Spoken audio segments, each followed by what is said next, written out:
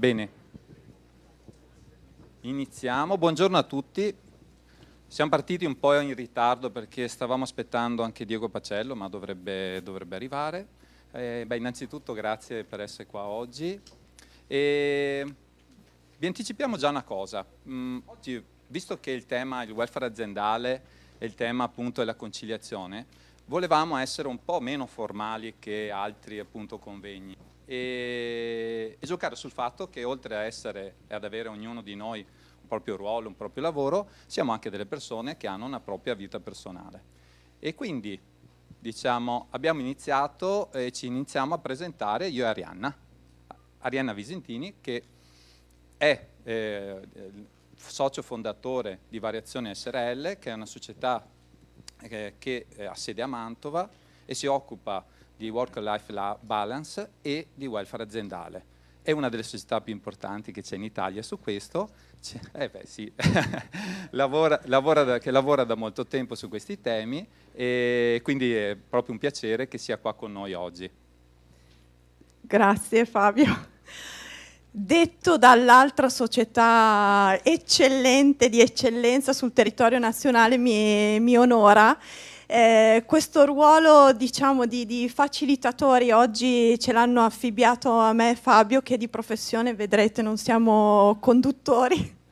Vi sveliamo già un segreto, anzi Fabio Stregliotto è fondatore e socio di Innova SRL, che si occupa di welfare di comunità, quindi diciamo due società che di quello di cui parleremo oggi hanno fatto un mestiere, però non è vero che sei solo socio fondatore di Innova SRL, dici tutta la verità. E quindi sei in realtà... Esattamente, sono padre di 3 figli maschi, tra l'altro ho scoperto che non siamo solo io e te, Arianna, svelo già che anche tu, c'è qualcun altro sul tavolo che ha 3 figli. Ad avere questo primato. Esattamente. Vi dico solo una cosa, che uno dei problemi che ho avuto nella mia vita professionale è quando i miei figli erano alle elementari e dovevano spiegare esattamente che lavoro facevano, alla fine... Che lavoro tornavano facevi? a casa, no aspetta, tornavano a casa e me lo hanno chiesto le prime volte. A un certo punto, non capendo esattamente che lavoro era rispetto all'insegnante, l'idraulico e tutti gli altri lavori dove effettivamente hanno una connotazione precisa, e siccome ho la passione della fotografia, cosa dicevano? Mio papà fa il fotografo, perché era la cosa concreta che vedevano che facevo, cioè che avevo un attrezzo in mano, perché l'altro lavoro, non avendo attrezzi visibili, per loro diciamo era difficile da individuare. Quindi, non so te, con i tuoi 3 figli, come è andata? No, è vero, più o meno la confusione sul ruolo dei genitori, poi figurati per una mamma che ha provato a fondare una società, i miei figli, soprattutto il piccolo maschio, sottolineiamo, mi chiede: ma davvero, tu hai un'azienda tua, ma piccola, e poi torno a casa, come va la tua piccola azienda? E quindi insomma è tutto una scoperta. Certo che non è necessario avere figli per avere, diciamo, per essere dei protagonisti della conciliazione oggi. Quindi io per esempio, a me piace andare in bicicletta, corro, quindi c'è tutto un universo della nostra vita privata che fa i conti tutti i giorni con gli orari, i tempi di lavoro, che forse ha a che fare più con la qualità della vita in generale, quindi non necessariamente con l'avere figli, oppure con l'altro problema che invece i nonni, i genitori, non so tu. Il welfare familiare, quello Sì. che di solito nei convegni non ne parliamo quasi mai, e che invece diciamo è stato ed è il supporto più grande che normalmente le famiglie hanno. Io volevo dirvi gli obiettivi che abbiamo oggi. Allora, perché ovviamente non è che stiamo qua a raccontarci cosa facciamo di bello, che tra l'altro andremo avanti. Bello, però interessante. Noi sì, potremmo... Andremo avanti per tanto tempo, ma allora, ne abbiamo indicati e ne voglio condividere 3. Allora, innanzitutto questa mattina vorremmo approfondire il tema appunto del welfare aziendale, non solo del welfare aziendale, ma anche il tema del welfare contrattuale e del welfare territoriale. Quindi diciamo toccando quelli che sono stati anche i punti cardine del progetto WelfareNet nella prima appunto versione. L'altra cosa e quindi diciamo oltre ad approfondire è l'aspetto di scoprire, quindi l'altra parola che dovete segnarvi è scoprire qual è il WelfareNet rete in rete, quindi la nuova versione di WelfareNet. E infine nel pomeriggio facciamo un'altra cosa, iniziamo un percorso di coprogettazione che è uno dei temi che abbiamo nel progetto, cioè quello di che non ci siano io e Arianna che ci sediamo e decidiamo cosa fare, magari con Marco o qualcun altro, e decidiamo qual è la progettazione, la progettualità che abbiamo, ma vogliamo farla e condividerla insieme con voi. Ovviamente non è che oggi progettiamo, però iniziamo un percorso. Niente, poi vi lascio anche un termine che a me è caro, quello della sussidiarietà circolare, perché è quello che da dove siamo partiti quando abbiamo cominciato a ragionare di WelfareNet. E sul tema della sussidiarietà, sul termine sussidiarietà, sapete appunto che è un termine importante, tutte volte sottovalutato e poco diciamo anche realizzato, presente nell'articolo 118 della nostra Costituzione, che molte volte appunto ci scordiamo, ma che è il tema centrale per partire quando si parla di welfare di comunità. E poi vi volevo anche dire un'altra cosa, per chi è diciamo social, c'è WelfareNet come hashtag, quindi se qualcuno vuole condividere qualcosa lo faccia tranquillamente e me lo metta, così poi ce lo ritroviamo. E, Arianna, tu invece mi spieghi esattamente cosa significa conciliazione vita-lavoro? Dai, ci provo, Prova. Ci provo.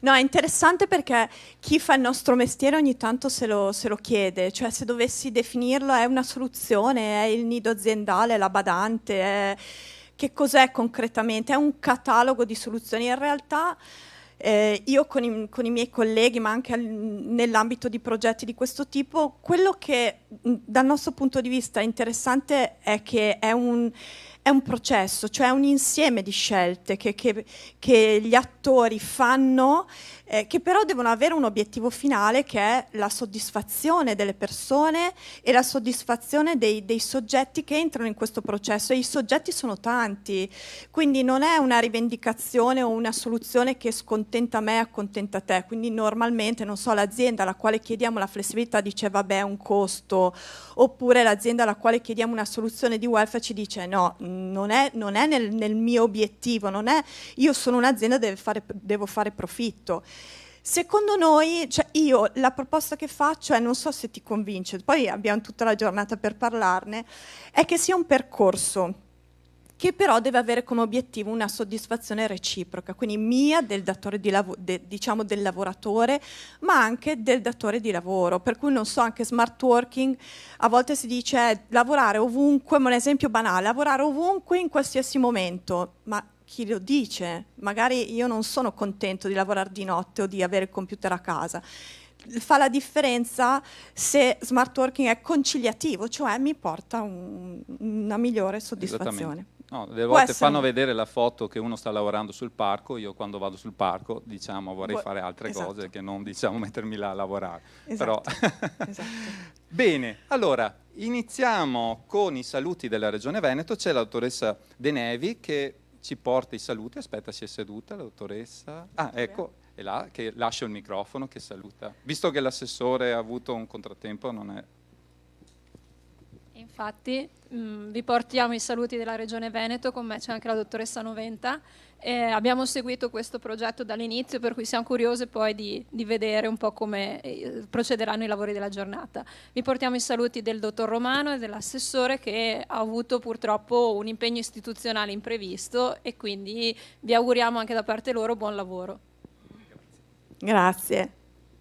Bene. Proseguiamo. Cosa dici? Vado? Sì.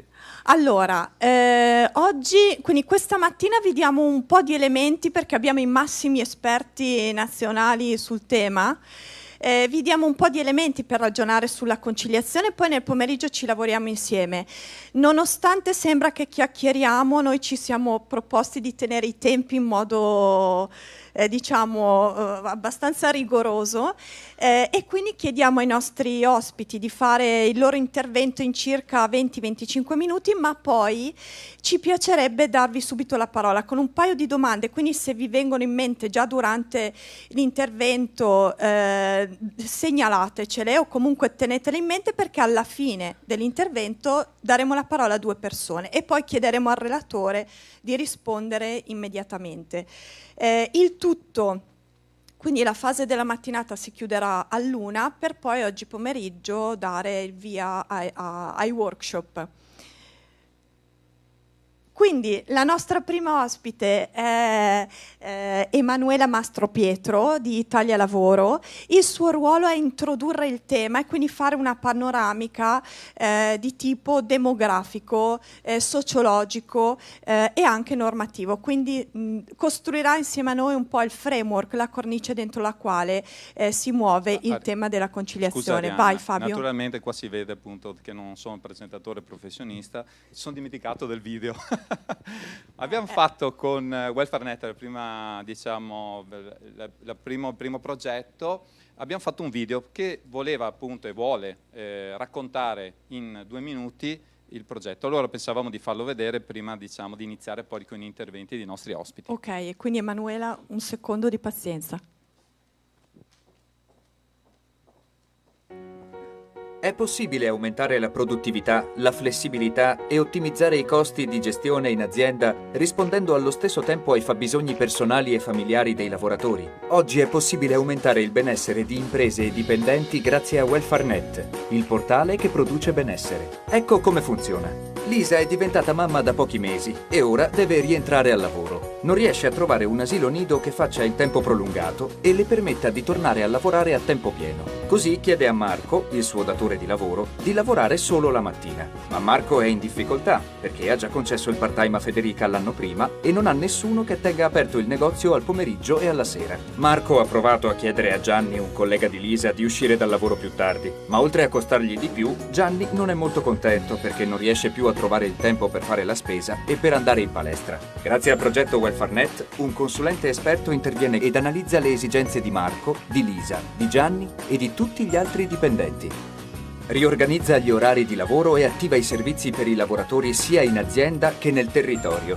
WelfareNet infatti ha messo in rete tutti i soggetti che a vario titolo erogano servizi che facilitano la conciliazione tra i tempi di vita e i tempi di lavoro. Questi soggetti sono enti bilaterali, comuni, cooperative di volontariato sociale e terzo settore, parti sociali, aziende che erogano servizi nel territorio. WelfareNet ha mappato i servizi esistenti a seconda delle esigenze dei lavoratori per metterli a disposizione di tutte le aziende che attivano progetti di welfare aziendale. Grazie al progetto WelfareNet, Lisa conosce altre mamme che hanno il suo stesso problema e che lavorano in aziende vicine che hanno aderito al progetto WelfareNet. Insieme decidono di portare i loro figli da Cristina, che gestisce un asilo nido e che grazie al progetto non solo ha attivato il tempo prolungato, ma offre anche uno sconto del 20% alle lavoratrici delle aziende che hanno aderito al progetto, acquisendo molti più clienti di prima. Inoltre, grazie a WelfareNet, Gianni ha scoperto che l'ente bilaterale gli rimborsa la palestra e ha trovato chi gli porta la spesa in azienda, così quando c'è bisogno può aiutare Marco fino a tardi. Marco ha capito come sfruttare al meglio i vantaggi fiscali di cui può beneficiare un'impresa che eroga servizi di welfare ai propri dipendenti e ora in azienda si respira un'altra aria. I clienti se ne sono accorti e Marco ha aumentato la produttività e il fatturato. Il sindaco ha deciso addirittura di premiarlo, perché anche grazie a lui il suo territorio ora offre molti più servizi non solo ai lavoratori del progetto, ma a tutti i cittadini del comune. Con WelfareNet ci guadagnano tutti: lavoratori, datori di lavoro, enti erogatori di servizi e il territorio in cui viviamo. Vai su welfarenet.it e richiedi l'attivazione del progetto per la tua azienda. Bene. Ecco qua. Come desideri ti lascio.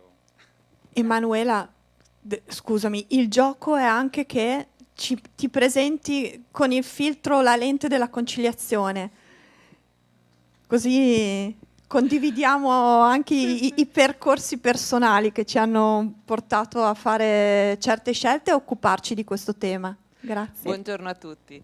Io sono appunto Emanuela Mastropietro, non sono Antonella Marzala, di solito diciamo nei programmi spesso viene citata lei, poi all'ultimo momento magari per vari impegni la mia dirigente è presa da 1000 cose e quindi il mondo mi conosce come Antonella Marzala, ma sono Emanuela Mastropietro. Allora, la conciliazione, fatica.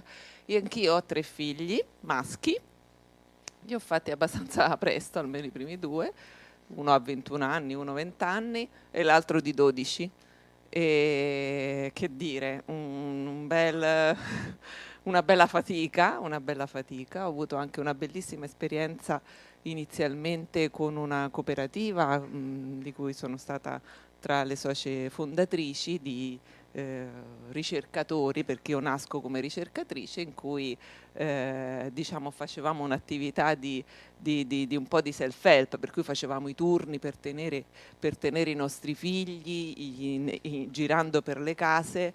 È stata un'esperienza importantissima sia dal punto di vista lavorativo, perché ovviamente riuscivamo a sostenerci a vicenda, ma anche dal punto di vista, diciamo, della crescita dei ragazzi. Tra gli amici più cari dei miei primi 2 figli ci sono quei ragazzi con cui hanno condiviso fin dai 6 mesi quell'esperienza in quello che chiamavamo l'asiletto, il nostro asiletto aperto in orari strani rispetto ai lavori strani. E io sto vivendo un momento in cui sono un po' così, perché per 21 anni ho dovuto conciliare 3 figli, i primi 2 non ci sono più, uno sta negli Stati Uniti a studiare, l'altro sta a Milano a studiare, e mi sembra che gestirne uno di 12 anni sia una cosa veramente diventata semplice. Però devo dire, rifare tutto, tutto, assolutamente tutto.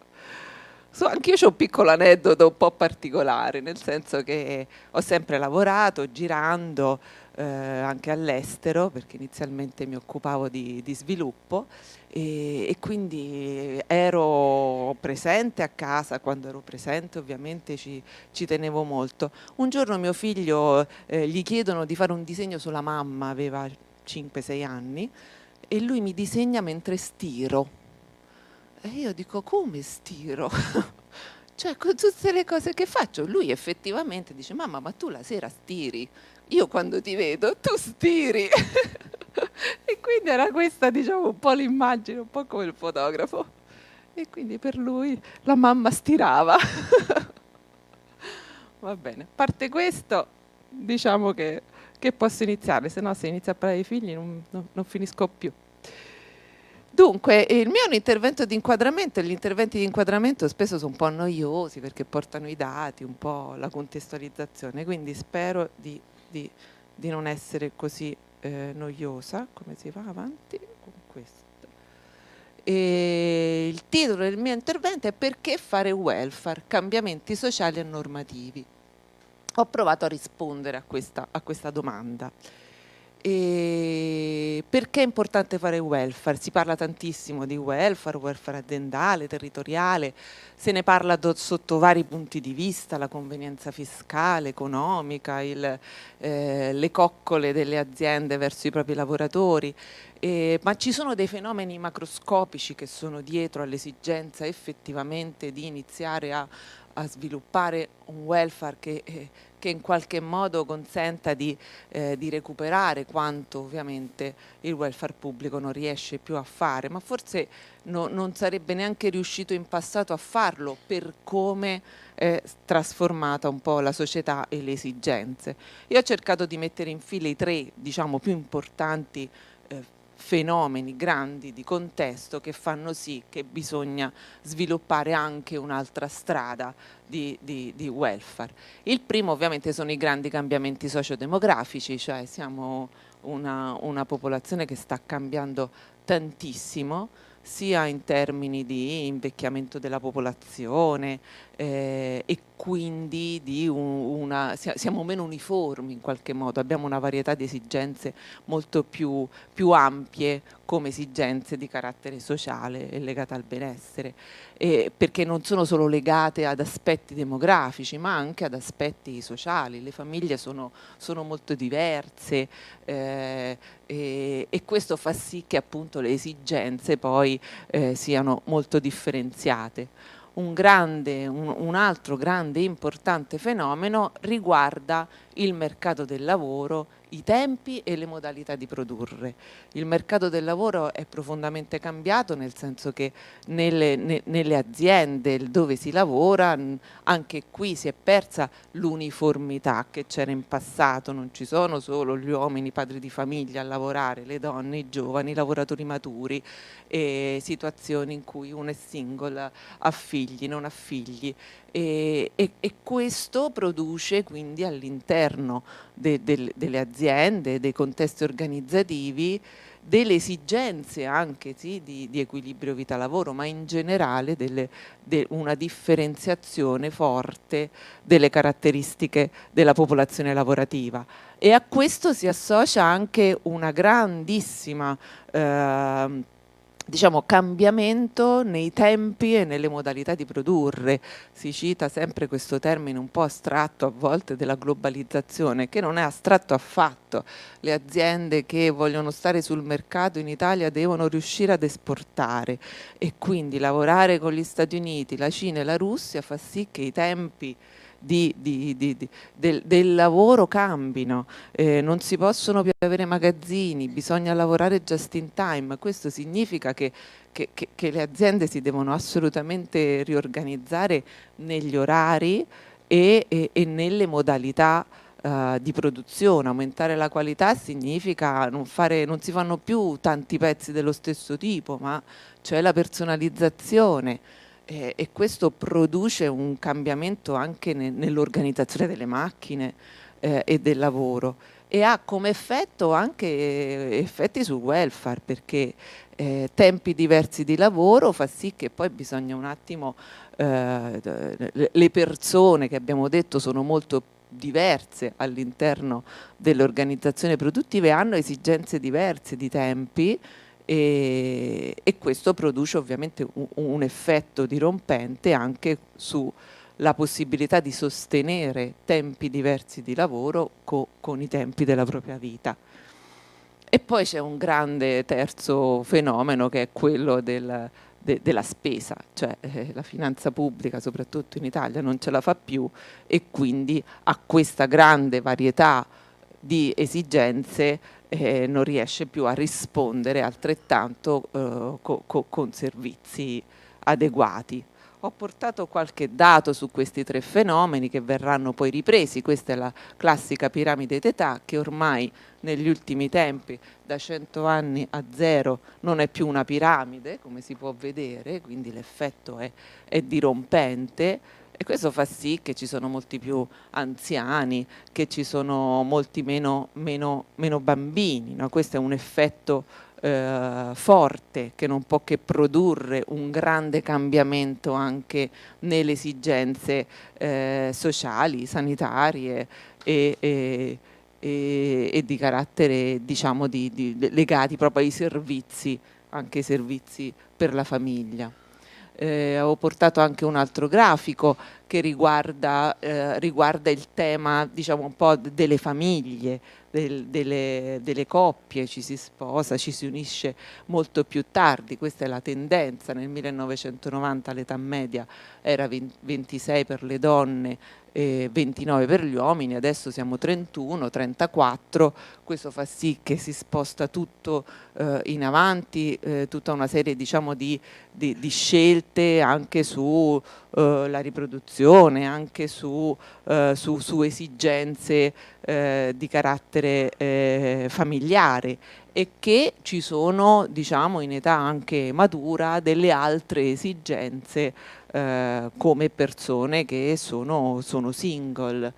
Un altro, appunto, questo riguarda sempre le coppie, questo è il tasso di nuzialità, sono crollati i matrimoni, ma questo significa che la famiglia quindi è anche altro rispetto al matrimonio, che quindi ci sono altre tipologie di famiglie e che quindi producono quella varietà a cui facevo riferimento prima, anche in termini di esigenze sociali questi sono i figli nati fuori dal matrimonio, questi sono altri indicatori, là sopra c'è la Svezia, qui c'è l'Italia, stanno aumentando moltissimo. Un altro indicatore che ci fa capire che la dinamica familiare in questo paese è una dinamica che ha prodotto dei grandi cambiamenti. Stiamo parlando solo di 10 anni, dal 2005 al 2014, e questi sono indicatori forti di cambiamenti importanti,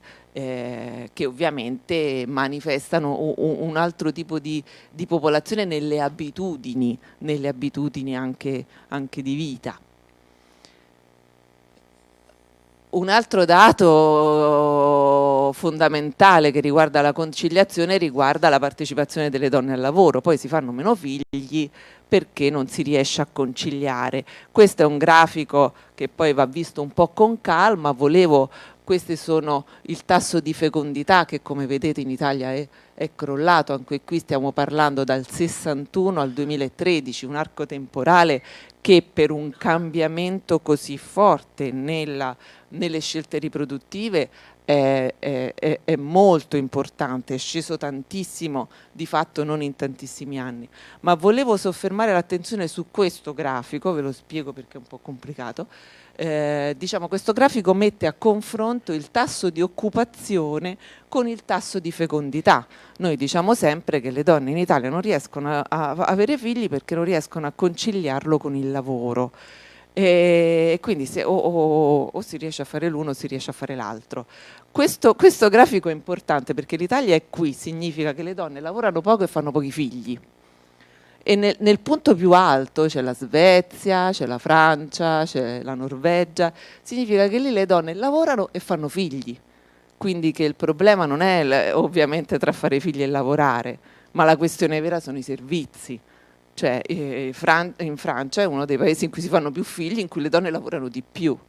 L'Italia è uno dei paesi in cui si fanno meno figli e si lavora di meno. Quindi verrebbe da chiedere: che fanno le donne in Italia? È possibile che c'è questo dato così assurdo? Sembrerebbe paradossale. La questione di lavorare e fare figli non è legata al fatto che ci siano dei servizi, anche che ci sia un sistema che in qualche modo sostiene che sostiene questa esigenza di lavorare. Cioè, tra l'altro ci sono poi altri dati, qui non l'ho messo in evidenza, insomma anche in Italia abbiamo questa relazione in cui la donna che lavora di fatto fa più figli di quella che non lavora, paradossalmente. Passiamo al secondo punto. Parlavo delle grandi trasformazioni nel modo di produrre, nei tempi di produzione, nella popolazione lavorativa. Questo è il tasso di occupazione sempre femminile, perché l'indicatore del tasso di occupazione femminile secondo me è un indicatore proxy fondamentale per capire appunto un po' come va il mercato del lavoro. E dal 98 al 2016 è aumentata comunque la partecipazione delle donne al lavoro, però insomma siamo sempre in una situazione di forte crollo, ed è aumentata la presenza delle donne anche che sono rientrate al mercato del lavoro in età diciamo più avanzata. Questo è un indicatore anche qui forte per far vedere come le aziende italiane di fatto sono molto poco pronte a modificare le loro modalità di produrre, i tempi di produzione ad esempio. Questo è un indicatore sulla banca delle ore. Siamo all'ultimo posto in Europa come uso della banca delle ore. La banca delle ore è uno strumento semplicissimo di gestione della flessibilità del lavoro, in cui si va a credito, a debito delle ore, ovviamente cercando di trovare soluzioni meglio se prevedono anche la scelta di quando poter recuperare da parte del lavoratore, per venire incontro ai picchi e ai flessi che sono sempre più dinamici all'interno di un'azienda, proprio per effetti della globalizzazione e del modo diverso di produrre.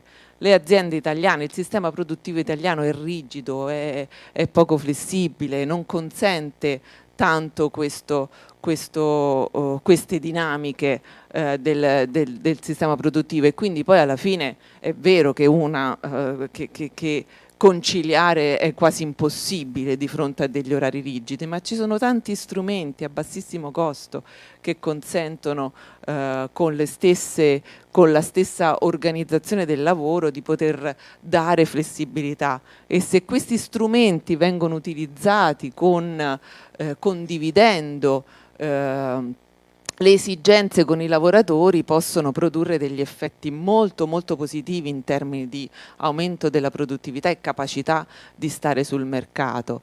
Il fatto che nelle organizzazioni produttive la popolazione lavorativa sia molto variegata, ci sono i giovani, ci sono i lavoratori maturi, ci sono le donne, ci sono le persone che hanno carichi di cura, chi non ce l'ha, fa sì che poi le esigenze anche in termini di orari siano molto differenziate, e questa è una forza per l'azienda, potrebbe essere una forza, perché le diverse esigenze produttive potrebbero già naturalmente, sulla base delle preferenze dei lavoratori, coprire orari di lavoro molto differenziati, e quindi riuscire in quello a cui accennava anche Arianna Visentini, cioè riuscire a trovare quelle soluzioni che combinano le esigenze dei lavoratori e delle aziende, in cui si vince tutto, entrambi, come si dice, quelle soluzioni win-win.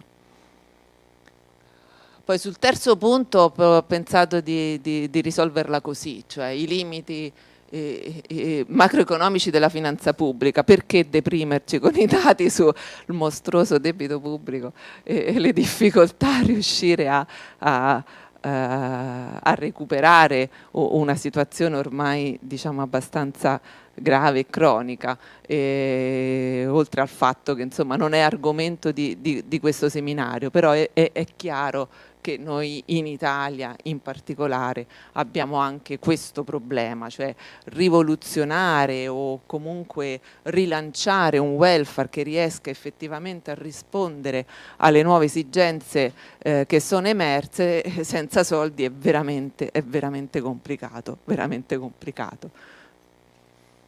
Allora, quali sono le implicazioni di tutto questo, di tutte queste trasformazioni?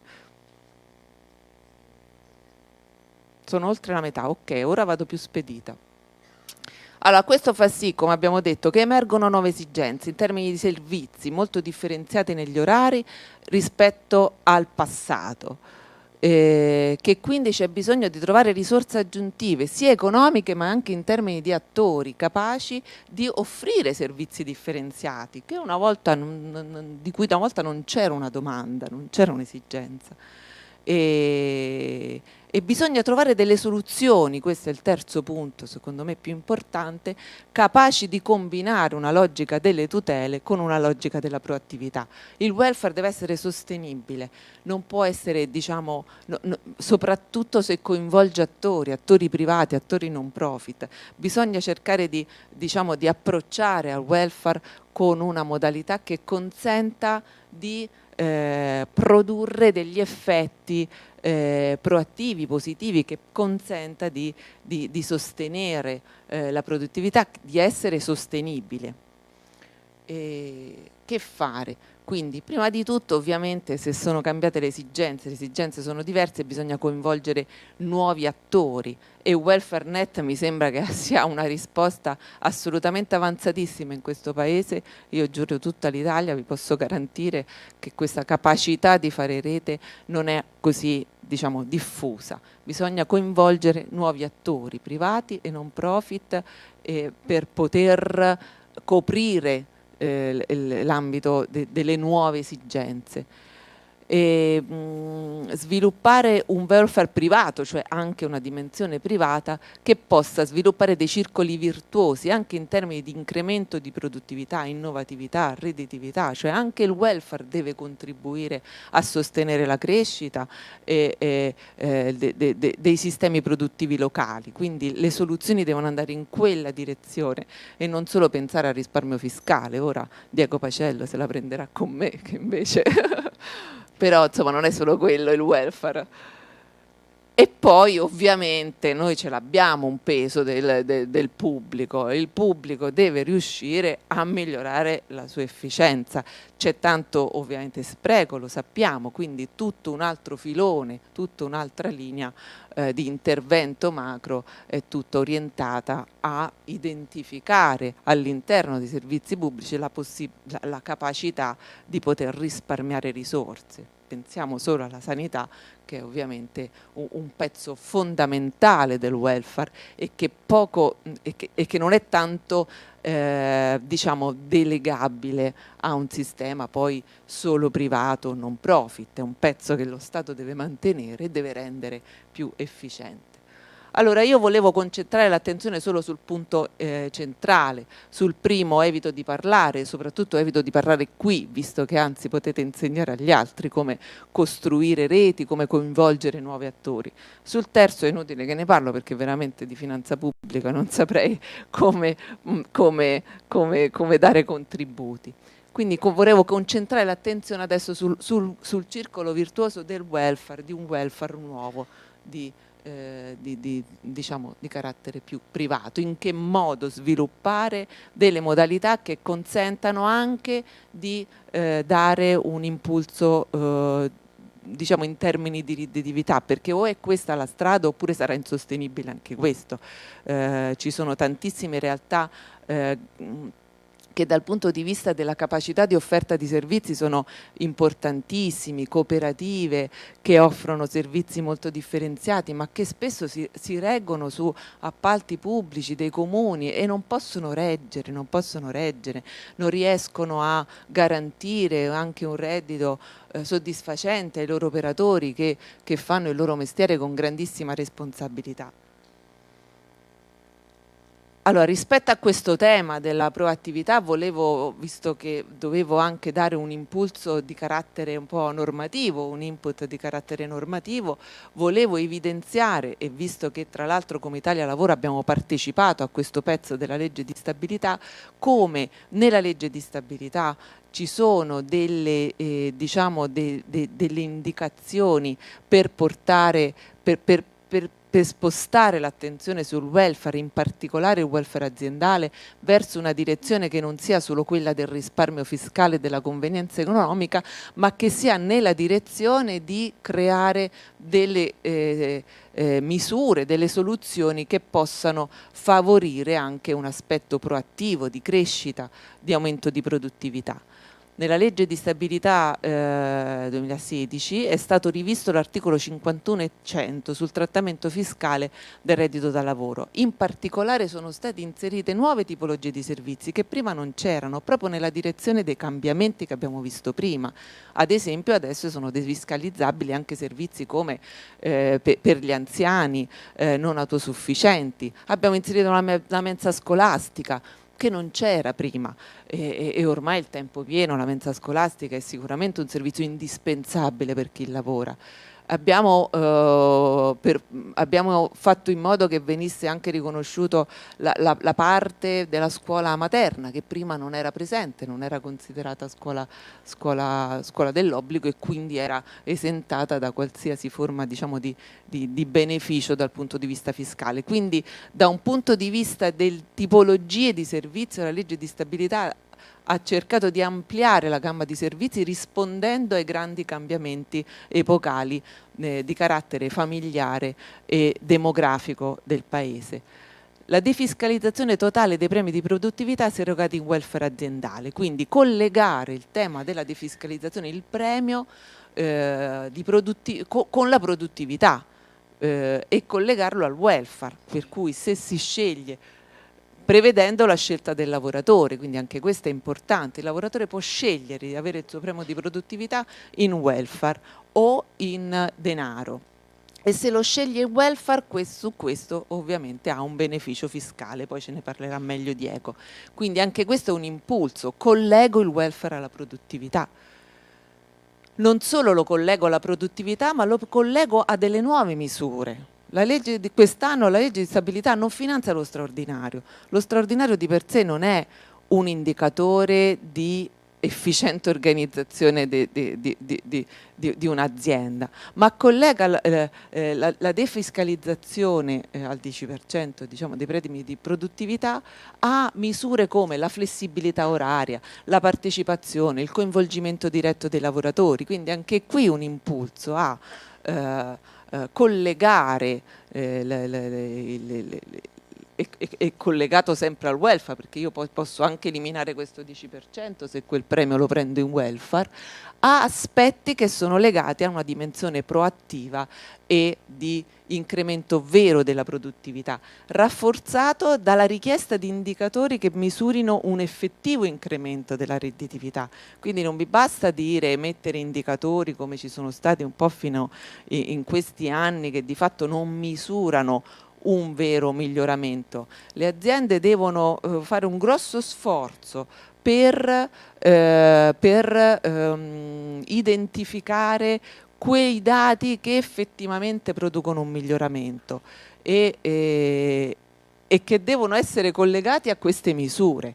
Quindi è un impulso fortissimo nel diciamo, collegare, ribadisco, questo premio, questa forma di incentivazione ha una spinta verso le aziende a rivedere le loro organizzazioni, a renderle più efficienti, più produttive per poter produrre più valore, e quel valore, se viene redistribuito in welfare a tutti i dipendenti, è ancora più diciamo, premiato dal fisco. Quindi è un meccanismo, una misura che è proprio nella direzione di inserire il welfare non come misura solo di risparmio, di convenienza, risparmio io azienda e tu lavoratore, ma una misura che sì produce il risparmio, ma un risparmio collegato all'attivazione di misure che possano produrre valore economico vero da ridistribuire. Ultimo punto, contratto di secondo livello aziendale e territoriale, quindi una richiesta che poi insomma di una forte partecipazione dei lavoratori. Qui c'è di fatto secondo me una riforma delle relazioni industriali, qui c'è collegare il contratto di secondo livello al premio di produttività con questo tipo di indicatori significa dire poi alle parti sociali: non trattate soltanto il salario, non rivendicate solo salario, mettetevi in gioco, cercate di capire quali sono le misure suggerite all'azienda, le misure per migliorare l'organizzazione e per renderla più produttiva. Si sposta in qualche modo, c'è un invito a spostare il piano della contrattazione e della rivendicazione dalla mera trattativa sul salario, che produce pochi effetti in termini di produzione di nuovo valore, invece a mettere le mani in pasta sull'organizzazione, sugli orari, favorendo la partecipazione, cioè cercando di mettere insieme lavoratore e esigenze aziendali. Io avrei finito, diciamo, appunto, volevo sottolineare che questa è un po' la sfida, era un esempio di come, diciamo, collegare il welfare ad aspetti proattivi. E qui avevo un po' una piccola proposta, ma dopo che ho visto il video mi vergogno di presentarla, nel senso che la legge di stabilità è molto orientata sul welfare aziendale e cita il welfare territoriale. Tutto è necessario sviluppare non dando delle proposte così concrete, c'è bisogno dai territori di diciamo, porsi in un'ottica di welfare territoriale, cercando quelle misure che producano un collegamento con meccanismi di crescita, e mi sembra che il video parla da solo su come si può fare questa cosa. Io chiudo qui, grazie dell'attenzione.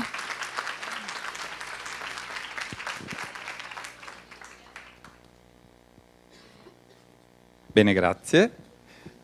Grazie. Domande?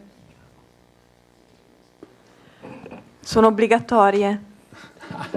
E i tempi della pausa si aggiungono al termine del pomeriggio, quindi dovete... Due domande, giusto, li togliamo dal pranzo, giustamente Pacello che ha la visione delle convenienze, l'ottimizzazione ci ha dato un suggerimento ottimo, togliamo dal pranzo, quindi parte il conto alla rovescia. È incredibile. No, io avrei delle domande, però se c'è qualcuno... Salvaci, Streliotto. Ecco. Grande. Fantastico. Segniamo che ha un diritto ad un dessert aggiuntivo il signore. Io l'unico che beve il caffè. Arrivo. Vuoi farmi dimagrire? Allora, io, insomma, come dicevo al mio amico qui accanto, sono qua un po' per caso, perché io ho sentito citare attori, io faccio l'attore, quindi sono un attore. Per me la domanda sorge spontanea nel momento in cui penso, sul piano teorico, c'è un grande studio, no? Dietro tutte queste cose. Mi domando quanto indietro siamo sul piano pratico rispetto al piano teorico che si riesce a esprimere, per esempio, in questa sala. E quanto il finalizzatore ultimo di quello che dovrebbe essere un'idea di welfare sia presente in questa sala. Questo. Ok, fantastico, conciso. È la risposta il problema. Seconda domanda, così Non mi ricordo più chi era, alzate la mano, chi era che aveva fatto la seconda domanda? Non me lo ricordo più. Solo una mano era, mi sembravano due. Ecco qua. Sono qua. Hai visto? Sarebbe interessante capire quale potrebbe essere Se il vi ruolo. presentate anche prima così. Sì, sono Elisabetta Barbato, dirigente Portogruaro. Sarebbe interessante capire quale potrebbe essere il ruolo dei comuni in un sistema di rete, quali le azioni concrete che le amministrazioni possono mettere in campo per avvicinarsi alle imprese, per costruire un dialogo, per dare valore aggiunto alla città. Grazie. Bene. Un'altra domanda? C'è un... Dove?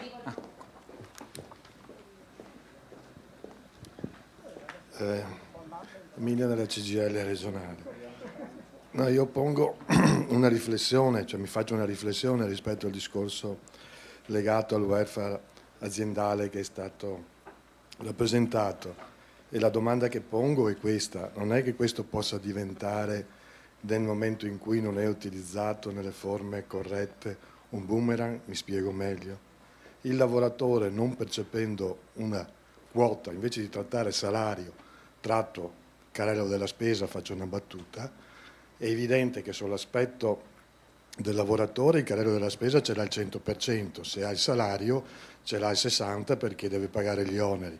Però che riflesso ha questo? Che ho minore entrate a livello dello Stato rispetto alla, diciamo, alla situazione del non avere il salario, e dall'altro, con la riforma pensionistica che c'è stata e con i sistemi che ci sono, ci rimetto come lavoratore in quanto la mia pensione sarà calcolata ovviamente meno perché non ho un reddito. Allora, rispetto a questo io credo vada fatta attentamente una riflessione. L'altro elemento è che quando io faccio poi sempre welfare, vediamo il settore della sanità ad esempio, se è aggiuntiva ha un suo significato ed è importante perché ho servizi che il servizio pubblico non è in grado di erogare, ma se diventa sostitutiva mi mette in discussione i livelli minimi di assistenza. Poi rispetto a questo, poi chiudo, c'è la questione che rischio di creare situazioni dove ho lavoratori che hanno un sistema di tutele e lavoratori che non hanno niente perché non ho fatto quella contrattazione o non ho quello strumento per poter poi operare.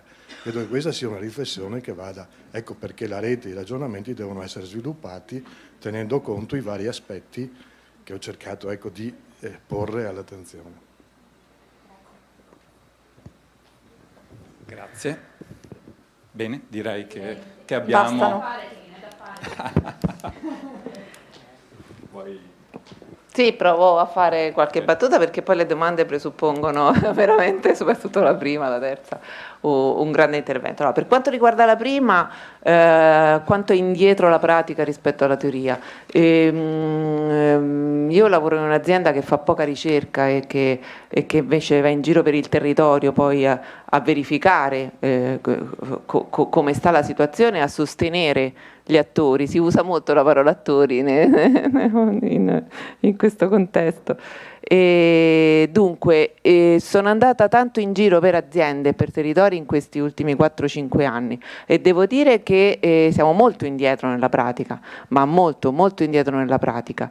Sono andata in tantissime aziende piccole e ho visto però anche esempi virtuosi, cioè dove si può fare anche con poco sforzo. Quello che serve sicuramente, almeno dal mio punto di vista, parlo personalmente, è per poter promuovere, diciamo, la pratica, più che incentivi. Questo Paese ha fatto tantissimi incentivi, forme di incentivazione, dare soldi per assumere, dare soldi per presentare, diciamo, magari dei progetti di innovazione che poi concretamente cambiavano poco. Allora c'è bisogno di cambiare i comportamenti e per cambiare i comportamenti c'è bisogno di accompagnare le aziende, di sostenere le aziende, di dare delle buone soluzioni. La strada non è quella solo di dare i soldi per produrre cambiamenti, ma di affiancare alle aziende qualcuno che sia in grado di guidarli verso i cambiamenti, perché cambiare, mettere anche solo una banca ore o che può veramente, io ho visto in piccole aziende assumere nuove persone perché erano cambiati gli orari e quindi si riusciva a produrre meglio, di più e a rispondere alle diverse commesse. Cambiare queste cose c'è bisogno di pazienza, c'è bisogno di lavorare di fino, c'è bisogno di andare in profondità. Questo posso dire che vedendo lo scarto tra pratica e teoria e vedendo i tipi di misure, diciamo, che il pubblico fa di incentivazione, forse bisogna percorrere più la strada lenta magari e profonda di un'assistenza più personalizzata che non la strada, diciamo, a pioggia degli incentivi che poi producono poco cambiamento. L'attenzione è verificare che il cambiamento ci sia e produrre cambiamenti non è automatico, non è un processo automatico, però diciamo la pratica è ancora molto lontana, questo sicuramente. E la seconda, i comuni. Io ovviamente non sono, forse qui ci sono persone più qualificate di me che hanno più esperienza di me per rispondere. Io posso dire che non tutti devono fare tutto, è fondamentale in una rete coordinare le diverse competenze e i diversi diciamo, confini dell'azione, no? Quindi io insomma lavoro nell'ambito delle politiche del lavoro, quando vedo i comuni che fanno incrocio domanda-offerta mi chiedo ma perché, cioè c'è uno spezzettamento di funzione, di competenze rispetto agli attori, quindi il comune può avere un grande ruolo nel conoscere ovviamente il proprio territorio, nel promuovere, nell'alimentare la rete e magari rafforzando proprio l'erogazione di servizi su altri, cioè quello che posso dare come suggerimento è quello di cercare nella rete di identificare effettivamente poi i ruoli precisi di ogni attore per evitare sovrapposizione. C'è una grande confusione spesso sulle competenze, sovrapposizioni, le stesse cose fatte da diversi attori. Basta pensare ai fondi europei, col Fondo Sociale Europeo si fa di tutto, le stesse cose si fanno con gli altri fondi, cioè se ogni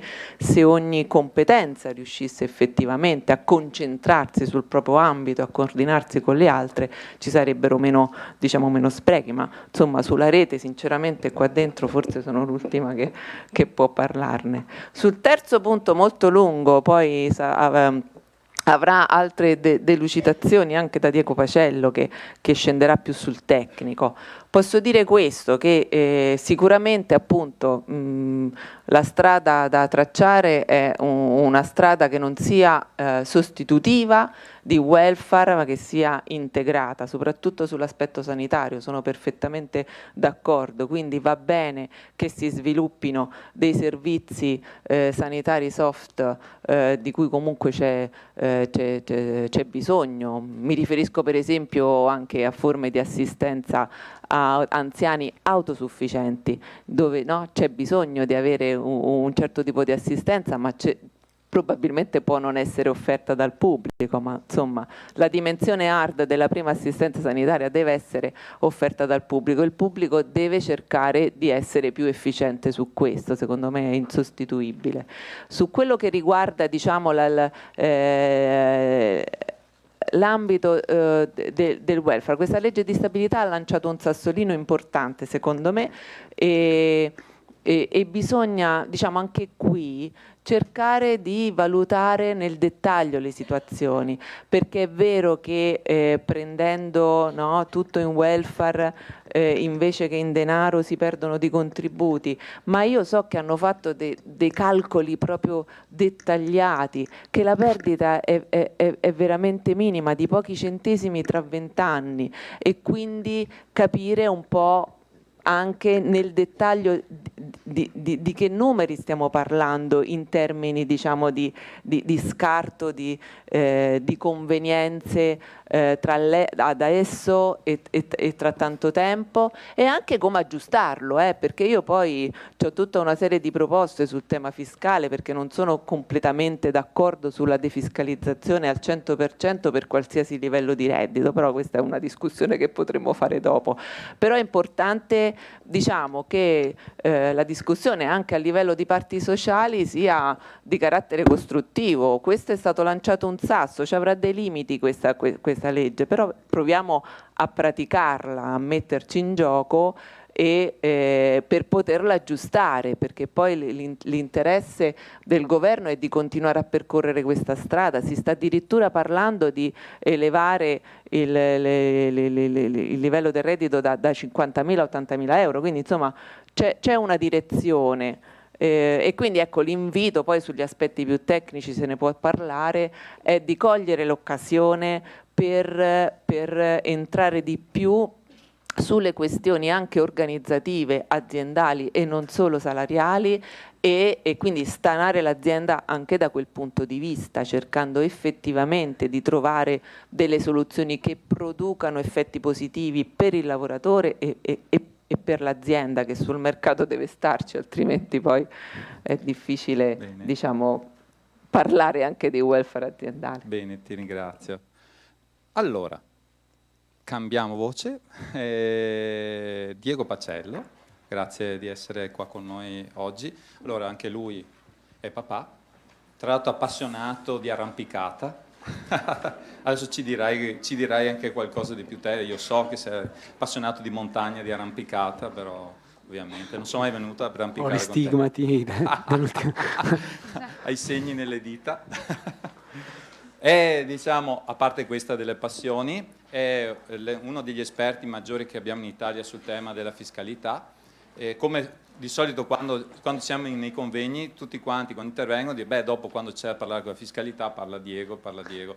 Vi dico, perché insomma è anche un amico, che non è un cieco fiscalista, anzi tutt'altro. Molto spesso appunto lui utilizza questa sua professionalità e competenza per invece andare a umanizzare l'aspetto fiscale, quindi mette prima le persone e poi eventualmente trova delle soluzioni che possono diciamo, agevolare anche le imprese. Quindi ci tengo a dirlo perché altrimenti ti fai un'immagine che secondo me non è proprio corretta. No, dai, sembra il cattivone di turno, no dai. Guarda che gli devi tenere il tempo, altrimenti dopo sì, che con queste slide potrei parlare 8 ore, quindi sappiatelo, dai 20 minuti alle 8 ore tranquillamente. Intanto buongiorno, scusate il ritardo, ma non ce la facevo a svegliarmi prima stamattina, ho finito un po' troppo tardi ieri sera e ho perso il primo treno e quindi ho dovuto prendere quello dopo. Parto con una definizione di welfare aziendale, ma che anche qua un po' va a incocciare la terza domanda del signore, no? e quello che diceva Manuela, che comunque il welfare aziendale non è qualcosa di sostitutivo a quello di primo livello, ma è qualcosa di integrativo e che in qualche modo andrà sempre di più integrato nel tempo, non solo a livello fiscale. La normativa spinge e spingerà ancora di più sul welfare aziendale, perché parlando l'altro giorno con Leonardi, al di là dell'innalzamento dei tetti, e il MEF ha già fatto i conti, quindi tutto sommato dovremmo starci anche come budget, e quindi arrivare a 80.000 euro di reddito, a 3.000 euro di premio totalmente, cioè assoggettato a tassazione sostitutiva, che diventano 4.000 nel caso di partecipazione dei lavoratori, quindi degli innalzamenti importanti, anche se poi il primo tetto è il vero innalzamento importante, perché il secondo è molto limitato. Insomma, non so quanti di voi conoscono aziende che hanno un premio da 4.000 euro, quindi io molto poche, quindi tutto sommato quello inciderà molto meno sul resto, ma l'aumentare il livello reddito all'80.000 euro è molto importante. Funzione integrativa che in realtà è molto rafforzata da quella che è stata la legge di stabilità dell'anno scorso, e sarà ulteriormente rafforzata la legge di stabilità di quest'anno, perché l'anno scorso è andata un po' in sordina la norma, ma il successo che ha avuto in qualche modo l'ha fatta diventare una norma principale nella stabilità di quest'anno, e quindi avrà un trattamento credo un po' diverso da quello dell'anno scorso, che è stato anche a certi tratti un po' confuso. Hanno sbagliato la numerazione, si erano dimenticati un pezzo, quindi tutto sommato è frutto di una serie di aggiustamenti dell'ultimo minuto importanti. Anche qua, welfare aziendale è un concetto molto più ampio, quello che vi farò vedere io è un concetto molto ristretto, cioè quello che in realtà ha una serie di vantaggi fiscali. Quindi il welfare aziendale è anche solo fare smart working alle persone, piuttosto che flessibilizzare gli orari, cioè comunque quello è welfare aziendale, non è quello che vi faccio vedere io e basta. Poi è chiaro che, visto il mio lavoro e la mia origine, io sono molto specializzato sulla parte normativa, perché sempre di più le aziende chiaramente stanno attente ai costi, e quindi nel momento in cui posso ottimizzare i costi di incentivazione o di massimizzare l'effetto di potere d'acquisto delle persone, sicuramente ne tengo conto nel momento della stesura di un piano welfare, no? E anche qui tanti concetti, welfare, flexible benefit. Se vedete nella circolare dell'Agenzia delle Entrate l'anno scorso c'è la parola flexible benefit, che è comunque una parola molto da mercato, mi permetto di dire, no?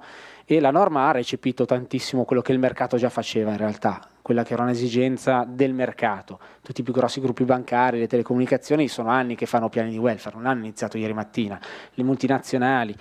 È chiaro che spostarlo sulle piccole e medie aziende sarà una sfida un pochettino diversa, ma anche lì, perché spesso c'è molta disinformazione. Ho letto un articolo, ero in vacanza, quindi leggo ancora meno del solito in vacanza, e tanto meno il Sole 24 Ore, diciamo così. Però ho letto un articolo in cui si diceva no, questa riforma è solo per le grandi aziende, no? Ma non è assolutamente vero, perché è vero che si parla di accordi di secondo livello, di accordi territoriali, ma il welfare posso continuare a farlo esattamente come prima, totalmente senza i sindacati e senza gli accordi territoriali. Cioè posso gestire tutto attraverso dei regolamenti aziendali. In una piccola azienda fare un regolamento aziendale ci vogliono 10 minuti d'orologio, un po' di buona volontà e l'imprenditore che sia d'accordo. Quindi da questo punto di vista tantissima disinformazione. Cioè, fino a giugno i sindacati erano convinti che adesso era tutto in mano a loro il welfare aziendale, ma non è assolutamente così. Cioè, mi dispiace contraddire questa cosa, però io continuo a fare welfare aziendale assolutamente senza i sindacati. A volte anche molto meglio, mi permetto di dire, mi scuso con i sindacalisti in aula, perché spesso ci sono tutta una serie di nozioni e di dogmi che arrivano in maniera inusitata. Però sotto questo aspetto ritengo che comunque niente è cambiato rispetto a prima, è solo migliorato tutto il sistema, non è diventato patronage in qualche modo delle parti sociali, non per forza. Qua vi ho riassunto, penso sia pochissimo leggibile forse dal fondo questa slide, però poi ve le diamo tranquillamente, quindi ve la portate a casa. Ho voluto evidenziare in maniera molto rapida e in un'unica slide velocemente quali sono stati i principali cambiamenti normativi che sono seguiti alla legge di stabilità. Anche lì tantissima confusione nei primi mesi, ma anche fino a dopo, anche da dopo la circolare dell'agenzia, ma ancora oggi a volte in alcune assemblee e riunioni vedi veramente confusione. Cioè, la legge di stabilità ha fatto due cose: ha cambiato il testo unico delle imposte sui redditi, che non c'entra assolutamente niente con la contrattazione di secondo livello, niente, è cambiato il testo unico delle imposte sui redditi, punto. E poi ha modificato i premi di produttività, li ha reintrodotti e li ha collegati al welfare aziendale. Sono due interventi totalmente disgiunti. Uno è a regime, vive senza la contrattazione di secondo livello, l'altro vive nella contrattazione di secondo livello solamente. Quindi semplicemente sono due campi di gioco diversi, come giocare a 7 o a calcio a 11. C'è sempre la palla, ci sono sempre le porte, ma sono due sport diversi, e quindi questa è una cosa importante. Che cosa ha fatto, diciamo, il primo sport? Cosa ha fatto la legge di stabilità? Ha modificato sostanzialmente 2 commi dell'articolo 51 del testo unico. Lì vedete dove non è cambiato niente, non è cambiato niente, ve l'ha già anticipato un po' Emanuela. Gli interventi sono stati sulla parte di scuola e istruzione, perché ci portavamo dietro una norma che probabilmente già nel 1986 era vecchia, perché parlava di colonie climatiche, e oggettivamente ho sempre fatto un po' fatica a capirne il significato, visto che il trentennio fascista è finito quasi da un secolo, obiettivamente facevo molta fatica a capirlo, e anche l'Agenzia delle Entrate faceva fatica ad accettare condivisioni tipo l'oratorio estivo, non era considerata una colonia climatica, no? È ovvio che nell'ottica del cerco di migliorare la conciliazione dei tempi di vita e di lavoro, devo modificare la norma per renderla attuale. Quindi il wording della norma in realtà non è un wording tecnico, cioè se pensate si parla di servizi in età prescolare, quindi un termine totalmente generico, indica tutto quello che c'è tra gli 0 e 6 anni in sostanza, e che è uno strumento di conciliazione. Si parla di mensa e di servizi integrativi e connessi, quindi anche lì molto generico. Si parla di ludoteche e centri estivi ed invernali, tutto molto generico, totalmente atecnico, cioè non è da testo unico delle imposte sui redditi questa normativa. L'obiettivo era proprio quello di dire cerchiamo di ricomprendere tutto, quello che in qualche modo dia una mano alle persone a gestire i figli sostanzialmente e i familiari. Anche qua testo unico che parla di familiari in diversi punti, familiari molto ampi perché è una famigliona di quelle molto allargate, quella del testo unico. Non sono persone fiscalmente a carico necessariamente, quindi alcuni dei familiari potrebbero tranquillamente avere un reddito, vivere a casa loro, ma beneficiare lo stesso del welfare, perché l'obiettivo è la conciliazione. Quindi in qualche modo non mi interessa il discorso reddituale in senso stretto, ma mi interessa aiutare le persone. Perché è stato cambiato? Perché c'era una difficoltà enorme di applicabilità della norma. Prima si parlava di asili nido e le scuole materne erano fuori, arrivavano le fatture per esempio alle aziende e iniziavano a dire ma io se l'asilo nido ha una fattura unica omnicomprensiva posso considerare retta asilo nido e deduco integralmente piuttosto che rimborso integralmente quel tipo di spesa. Altri tipi di fatture arrivavano con retta, pannolini, mensa, carta igienica e robe del genere. Allora iniziavi a dire ok, però per stare un po' conforme alla dichiarazione dei redditi comprendo solo la retta ed escludo tutta una serie di servizi, il prescuola, il post scuola, la navetta che mi viene a prendere il bambino, lo porta a casa, lo riporta, insomma tutte queste cose qua abbiamo cercato di ricomprenderle dentro. L'altra modifica fondamentale che è stata fatta, e non vi parlo di quello che è rimasto uguale, cioè le case sanitarie, i fondi pensioni sono rimasti identici i mutui e finanziamenti, i ticket lunch sono 5,29 € che esistono anche lì dal 1986, quindi siamo rimasti a 10.240 lire dell'86. L'altro giorno a Leonardi e Emanuela hanno chiesto come mai non sono stati aggiornati i limiti del 1986 e non ha saputo rispondere ovviamente. Esatto, nel set elettronico che comunque a Milano fai fatica a mangiarci una piadina, una birra o una bibita in piedi, insomma, ecco, quindi tutto sommato credo che a Padova non sia molto diverso, ecco, e quindi sotto questo aspetto siamo rimasti un pochettino indietro, così come quei 258,23 €, 500.000 lire nel 1997 iniziava a essere una discreta somma, nel 2016 inizia a essere una somma molto meno discreta, insomma è un pochettino bassa forse. L'altra cosa che è veramente cambiato, vi diceva, è l'ambito sociale e ricreativo, quello che il mercato e io stesso in maniera impropria, e vedete anche nella slide in maniera impropria sempre, ha come riferimento l'articolo 100. No? Se ne parlava anche qua, qual era uno dei problemi più grossi quando si facevano dei piani di welfare, qual era? È che determinati tipi di benefit non potevano essere gestiti attraverso accordi o contratti aziendali, dovevano essere per forza delle liberalità. E che tipo di servizi? Servizi di educazione, di istruzione, di ricreazione, di assistenza sociale, di sanitaria e culto.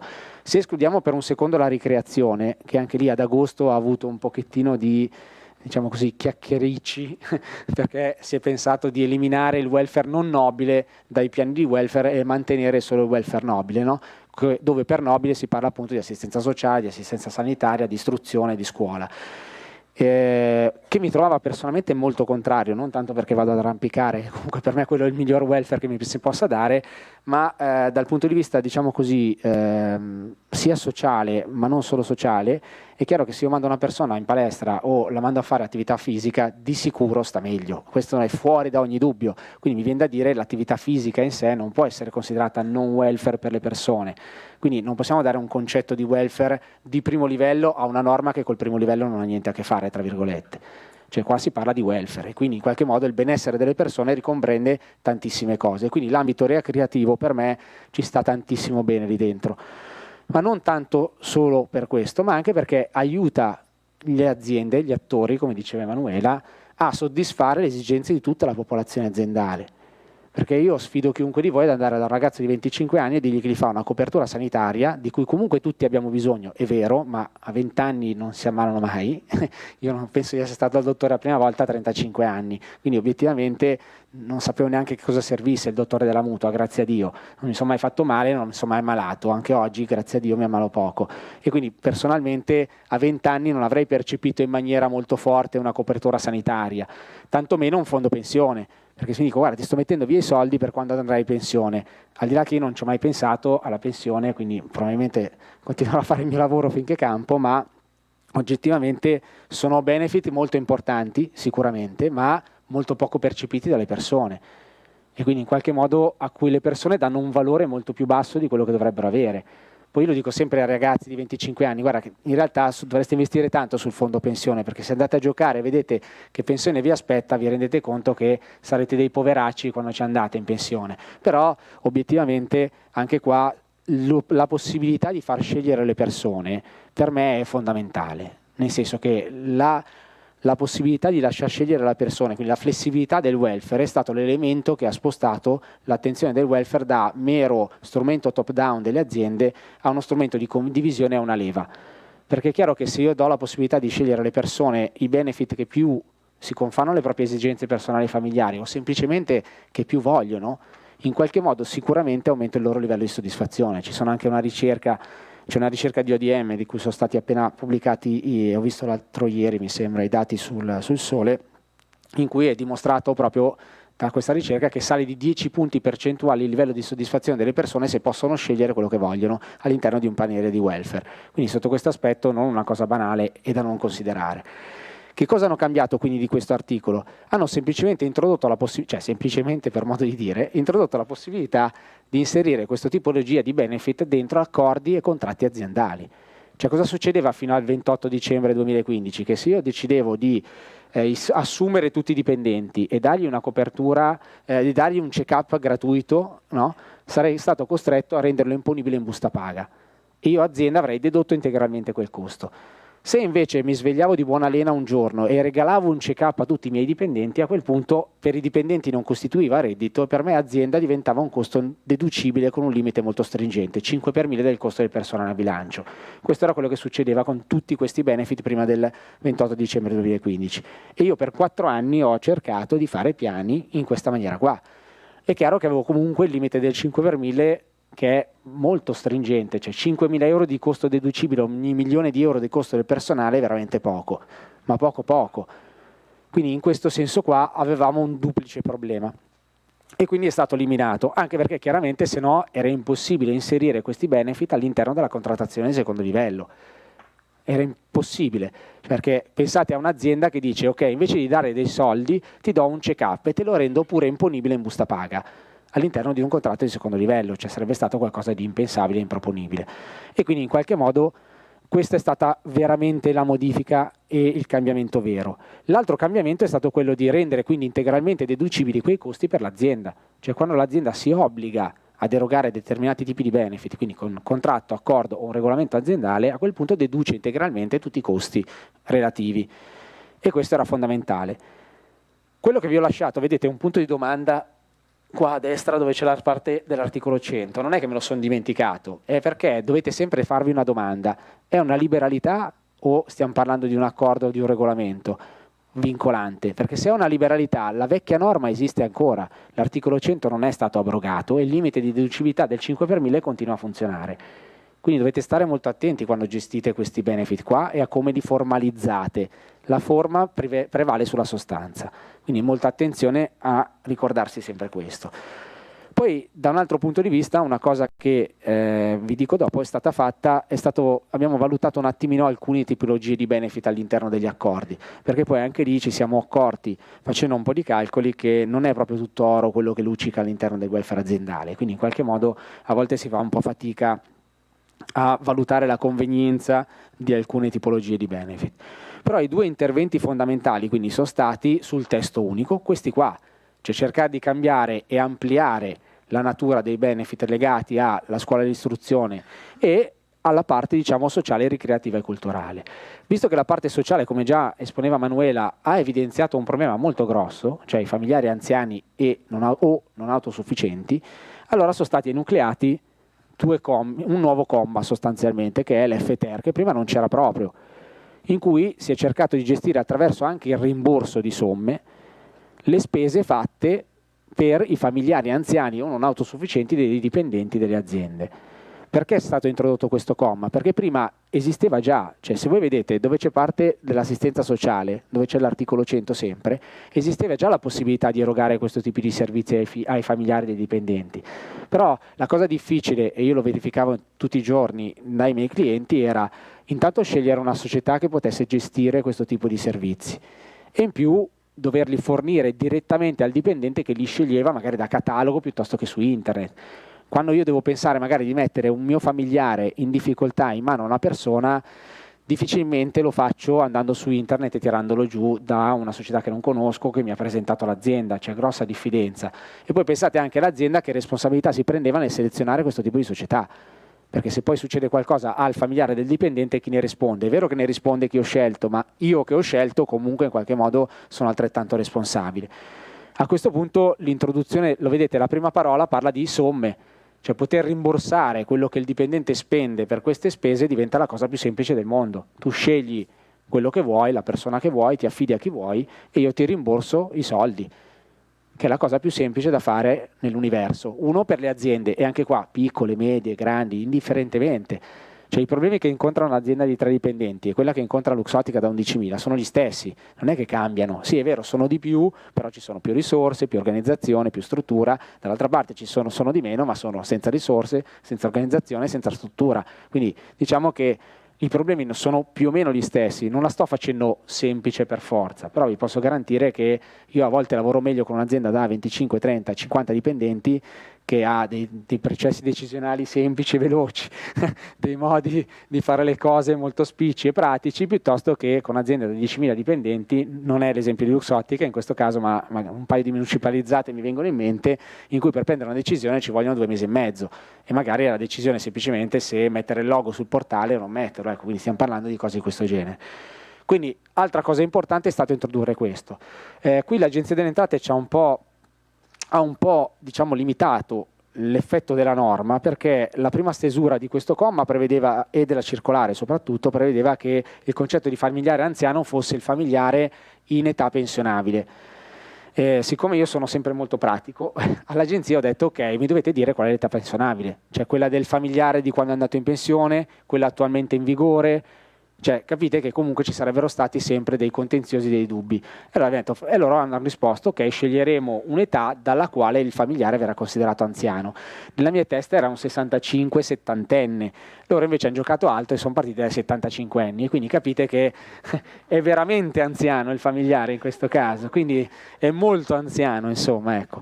È vero che l'età media si è parecchio alzata, ma sei parecchio, diciamo, anche anziano, 75 anni è bello alto.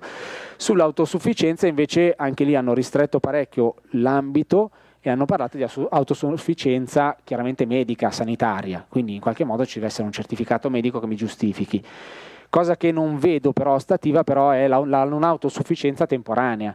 Cioè se qualcuno si fa male ed è costretto a stare a letto un mese e mezzo, comunque secondo me rientra nel novero della norma, non dobbiamo considerare solo i non autosufficienti cronici, cioè il portatore di handicap piuttosto che il malato terminale o cose di questo genere, quindi in qualche modo, e nel caso della non autosufficienza non c'è vincolo di età, quindi che abbia 3 anni o 150 non cambia niente sostanzialmente, quindi cosa importante. Altra cosa molto importante è stata il tentativo, diciamo così, di facilitare dal punto di vista amministrativo la gestione di questi servizi attraverso l'utilizzo di voucher. Anche qua parola molto abusata, che sui giornali ha dato un eco impressionante, sbagliato. In realtà non sono voucher quelli che le aziende possono utilizzare per gestire questi servizi, ma sono titoli di legittimazione, e lo dice poi la norma stessa, perché si dice: ai fini dell'applicazione dei commi 2 e 3 per le prestazioni, opere e servizi può avvenire mediante documenti di legittimazione. Il documento di legittimazione non è un voucher. Il documento di legittimazione è qualsiasi cosa, e sottolineo qualsiasi cosa, da questo telecomandino a un foglietto di carta, a un codice alfanumerico, una mail, che mi dà diritto ad ottenere un bene o un servizio. Quello è il titolo di legittimazione. Quindi non fate voli pindarici assurdi su che cos'è il voucher, cosa non è semplicemente qualcosa che mi dà diritto ad avere qualcos'altro. Il come lo identifico non ha nessuna importanza. Cioè potrei darvi un foglietto bianco con su scritto un numero e vado al bar fuori e dico: tutti quelli che si presentano col foglietto bianco e scritto il numero hanno diritto ad un caffè. Quello è un titolo di legittimazione, quello è un voucher in senso della norma. Tutto lì. Non deve avere forme particolari, non deve avere obblighi di nessun tipo, cioè non deve avere, salvo che lo utilizzi in determinati ambiti. E questi due ambiti sono l'ambito dell'articolo 100, quindi sociale, ricreativo e culturale, in cui per evitare la stampa di denaro o di titoli di credito agli emettitori di voucher si è cercato di limitare il modo in cui il voucher doveva essere messo, e quindi sostanzialmente si è parlato di voucher non utilizzabili da persona diversa dal titolare, che non possono essere monetizzati o ceduti a terzi, e devono dare diritto ad un solo bene, prestazione, opera o servizio per l'intero valore nominale senza integrazione da parte del dipendente. Il concetto, per ritornare al caffè, qual è? Se voi andate e vi bevete il caffè, finisce lì, quello è il documento di legittimazione. Se volete il caffè corretto, anche se mattina un po' presto, però diciamo che se voleste il caffè corretto non potreste integrare la correzione, cioè quel titolo di legittimazione finisce lì, è un servizio predeterminato e definito, non può essere una parte di o un valore, cioè il valore nominale impresso sopra, anche lì è facoltativo innanzitutto, io non sono obbligato a scrivere il valore del voucher. Posso continuare ad emettere voucher semplicemente con su scritto caffè al bar, che poi lo paghi 80 centesimi, 80.000 euro non deve fregare niente a nessuno, semplicemente ha un valore. E a quel punto non potete integrare quel tipo di servizio. Può essere, diciamo così, anche se la norma non lo prevede, integrabile e cumulativamente indicato, perché prima si parla di un solo bene, quindi si parla di un caffè, non tutto quello che il bar vende, un caffè. Se invece non inizio a non identificare il servizio o il bene, lo posso fare solo se il voucher è inferiore ai 258 euro. In quel caso lì il voucher può cumulativamente indicare più beni o più servizi. Quindi posso avere una card di spesa di un negozio, per esempio. Sotto quell'aspetto le card, quelle generiche, gift card, come si chiamano a volte nei negozi, possono essere considerati un titolo di legittimazione se sotto ai 258,23 euro come valore. Se sto sopra no, non posso più gestire una cosa del genere. Se sto sotto invece ho un po' più di libertà.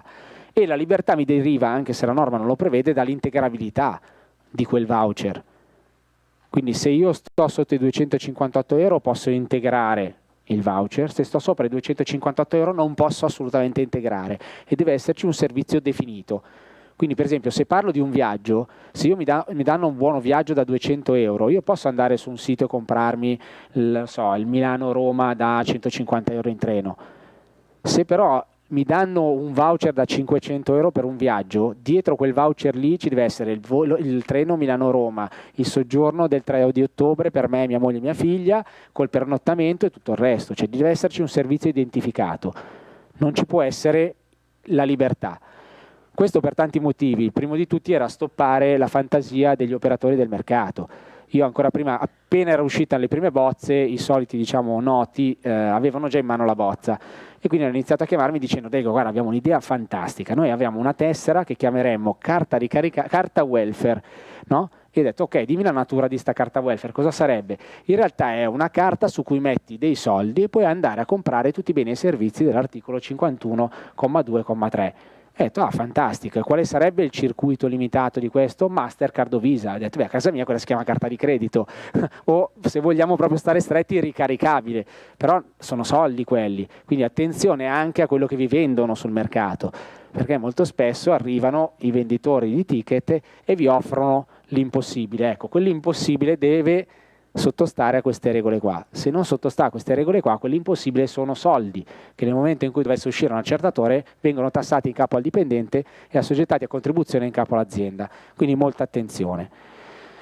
Qua vi ho posto, quanto tempo ho? Ho finito? Ok, va bene. Le altre 4 slide le vediamo la prossima volta. No, a parte no, faccio molto veloce. Questa era una slide per identificarvi semplicemente l'effetto che ha il welfare sull'azienda e sul dipendente. Cioè, se io do 10 euro in busta paga, l'azienda sostiene un costo di almeno 13 e il dipendente si porta a casa da 5 euro a 7 euro di potere d'acquisto.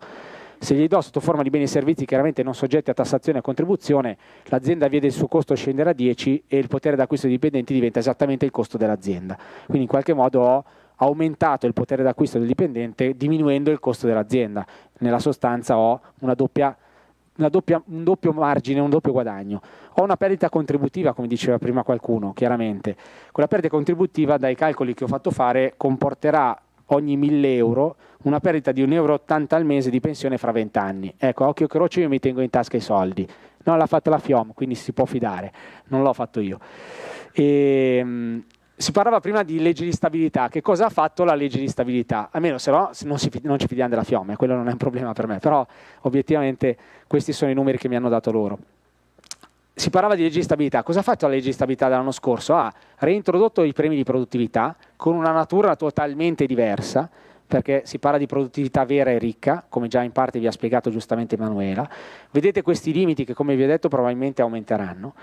Quello che però ha veramente cambiato e che tutti fanno fatica a capire è il concetto di incrementalità, nel senso che se non migliorano, cioè se le aziende non apportano miglioramenti in uno di questi 5 ambiti, quindi produttività, redditività, qualità, efficienza e innovazione, niente viene detassato, niente viene agevolato. E quindi in qualche modo capite che mentre diciamo che l'azienda poteva ritenere soddisfacente un risultato per poter detassare un premio di produttività, questo non basta più. Cioè o c'è un miglioramento o l'azienda può tranquillamente ritenersi soddisfatta, tranquillamente pagare i premi ai dipendenti, ma non li detassa più. Questa è una cosa, sono diventati anche lì 2 momenti separati, c'è stata una diaspora, cioè da una parte determino il premio e il suo ammontare, dopo verifico se soddisfo le condizioni della norma e di conseguenza se detasso o meno quel premio.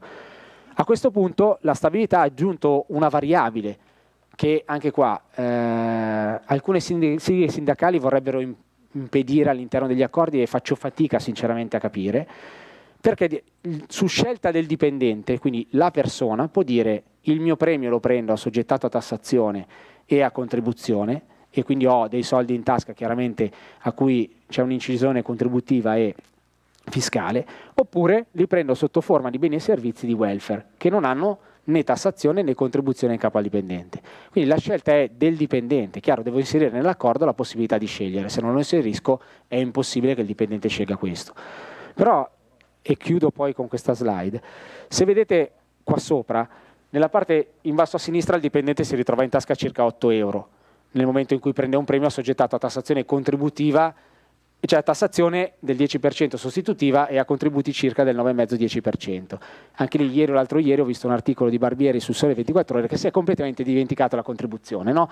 E poi ti ritrovi chiaramente a parlare magari nelle assemblee o a fare formazione e tutti dicono no, guarda che sul Sole c'è scritto 10% e basta. E dico vabbè, se i contributi dipendenti non li pagano più a me è sfuggita, però da parte mia i dipendenti continuano a pagare i contributi. E quindi il dipendente porta a casa 8 di netto se prende i soldi.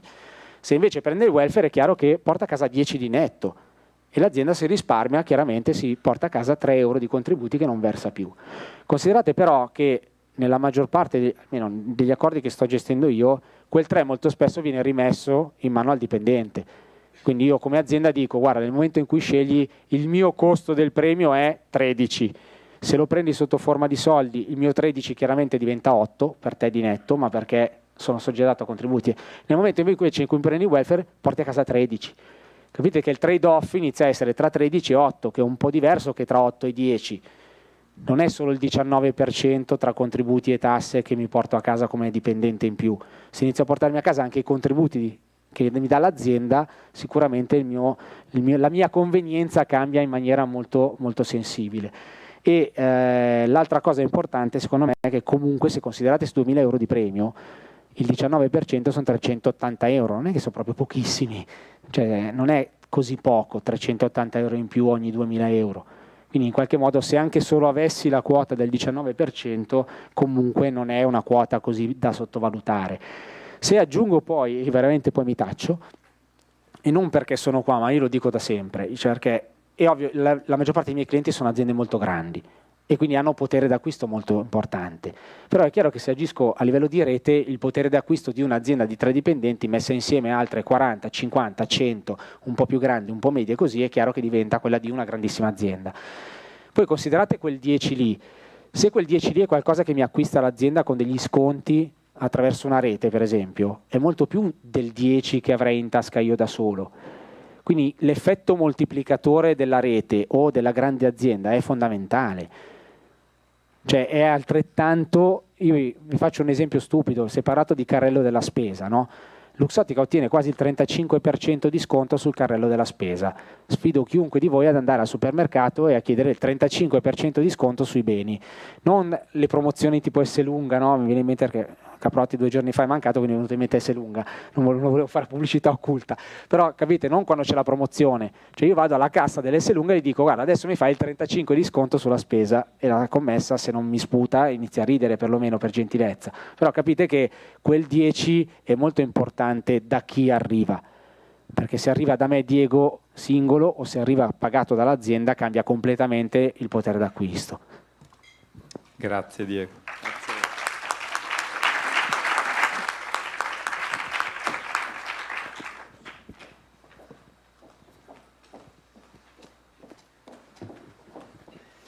Buongiorno, sono Elisa Ponzio della CISL del Veneto. Noi come CISL del Veneto partecipiamo a questo progetto WelfareNet e chiaramente siamo all'interno di questo percorso perché ci interessa in questo biennio, oggi è l'avvio, costruire anche quella che è la filosofia del welfare. Perché in effetti abbiamo visto anche la prima relazione, credo sia stata molto indicativa di che cos'è il welfare e perché c'è bisogno appunto di welfare oggi integrativo. Sono stati spiegati appunto i motivi anche sociodemografici e così via, i vari cambiamenti e quali sono anche i bisogni oggi che in qualche misura ruotano intorno al welfare. Quindi si tratta innanzitutto di intenderci su welfare. Cosa pensiamo? Cosa intendiamo con welfare? Perché sennò usiamo altri termini, non è per forza che dobbiamo parlare di welfare.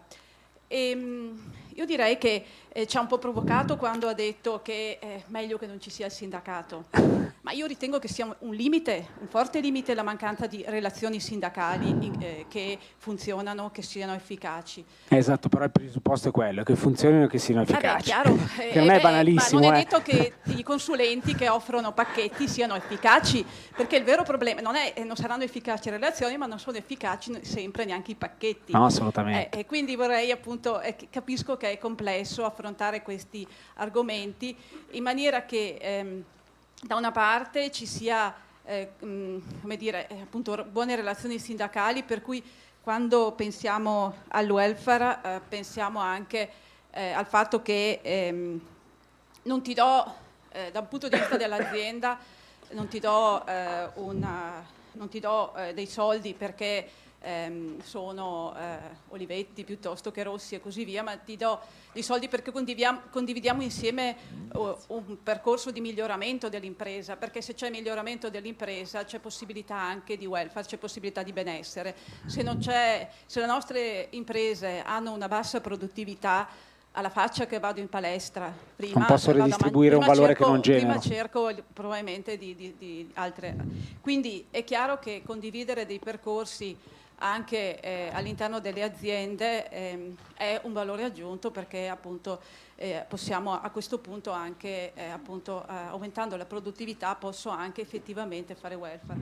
L'altra cosa è che a mio avviso di fronte a bisogni individuali sono necessarie delle risposte collettive, perché ci può essere questo limite, quindi, e si costruiscono insieme, per cui da partire da quelle che sono anche dei fabbisogni che noi dovremo condividere anche in questo percorso, credo, di questo biennio, la nostra presenza all'interno di questa rete. Tra l'altro siamo un ente bilaterale che è capofila di questo percorso, per cui non possiamo prescindere dalle parti sociali anche nella costruzione del senso del welfare e quindi anche in qualche misura di come realizzarlo all'interno di questo percorso. Per cui ecco, direi che sarà importante in questi 2 anni anche capire, fare un'analisi condivisa dei fabbisogni per cercare poi delle risposte anche in termini di welfare. Sì, buongiorno, sono Bartolomei della Weltux regionale. Ultimamente mi occupo... Scusi, no, non la vedevo perché era chinato e quindi non capivo chi stava parlando, scusi. Sì, perché non sono più così bravo come una volta, e allora ho bisogno, vista anche l'età, di aiutarmi. Lei in parte mi ha sconvolto, ma alla mia età va bene anche questo. Ci tengo a dire 2 cose però. Perché vi sia la possibilità di scelta per le persone, vi deve essere la conoscenza. Quindi o lei, o io, o qualcun altro gli dobbiamo spiegare che se prende una cosa non ne prende un'altra, quali sono i veri vantaggi e quali svantaggi della cosa. Sì. Detto questo, ribadisco che non ho capito nulla. Io ero contrario quando le organizzazioni hanno proposto la previdenza integrativa, perché sapevo come sarebbe finita, ed è finita che o uno ha i soldi per farsi la previdenza integrativa, oppure, sto parlando di operai, non sto parlando di lei che ovviamente può farsela o di qualcun altro che può farsela, ma chi prende 1.000 euro al mese, di che previdenza integrativa stiamo parlando, se non di quella che può mettere via attraverso il trattamento di fine rapporto, e se non di quella che posso fare o può fare qualche sindacalista attraverso la contrattazione integrativa? E allora mi domando, se riesco a darci 100 euro in più al mese a mio figlio, che prende 1.000 euro al mese, domani spero ne prenda 4 volte tanto, ma parlo di mio figlio perché mi capita, gli dico no, guarda, invece di 100 ne prendi 110, vai a farti la spesa? O gli dico, e io sono ancora convinto di dire, mettilo in previdenza integrativa che te le ritroverai almeno dopo, oppure tientele in busta paga una parte, mettitela in previdenza integrativa. E lei mi dice che guadagna cosa? 1 euro fra 20 anni? 1,80 euro, sì. 1,80 euro? Le credo sulla parola, grazie. No, consideri che allora la conversione del premio in previdenza integrativa è la cosa meno conveniente che esiste. In 2 minuti. Sì, no, dicevo. C'è una domanda che è prettamente fiscale. Ah, sì, dai. Sì, ancora parte sindacale, sono dei metalmeccanici della FIN del Veneto. Nella norma ha indicato l'importo soggetto a imposta sostitutiva di 2.000 euro complessivi lordi. La domanda è da ritenersi imponibile fiscale? Sì, non e quindi se io contributivo. faccio un premio aziendale, il premio aziendale non è di 2.000 euro, è di 2.000 euro più l'aspetto contributivo che viene riconosciuto. Esatto. Qualora il lavoratore qualora il lavoratore scelga la soluzione B di utilizzare dei servizi, l'importo destinato ai servizi è di 2.000 o 2.000 più la contribuzione fiscale che è il premio riconosciuto? Beh, la contribuzione del lavoratore... Cioè se il premio è 2.200 euro, sì.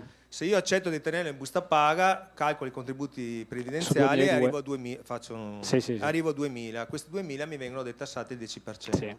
Io posso scegliere anche che i 2.200 del premio di risultato siano convertiti in servizi tramite un accordo aziendale. Rimangono 2.200 o 2.000? No, rimangono 2.200, perché la contribuzione sparisce in capo al dipendente.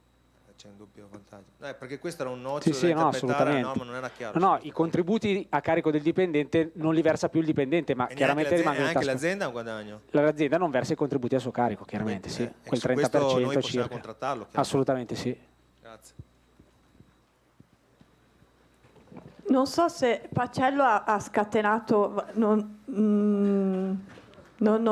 eravate preparati a vederlo in forma.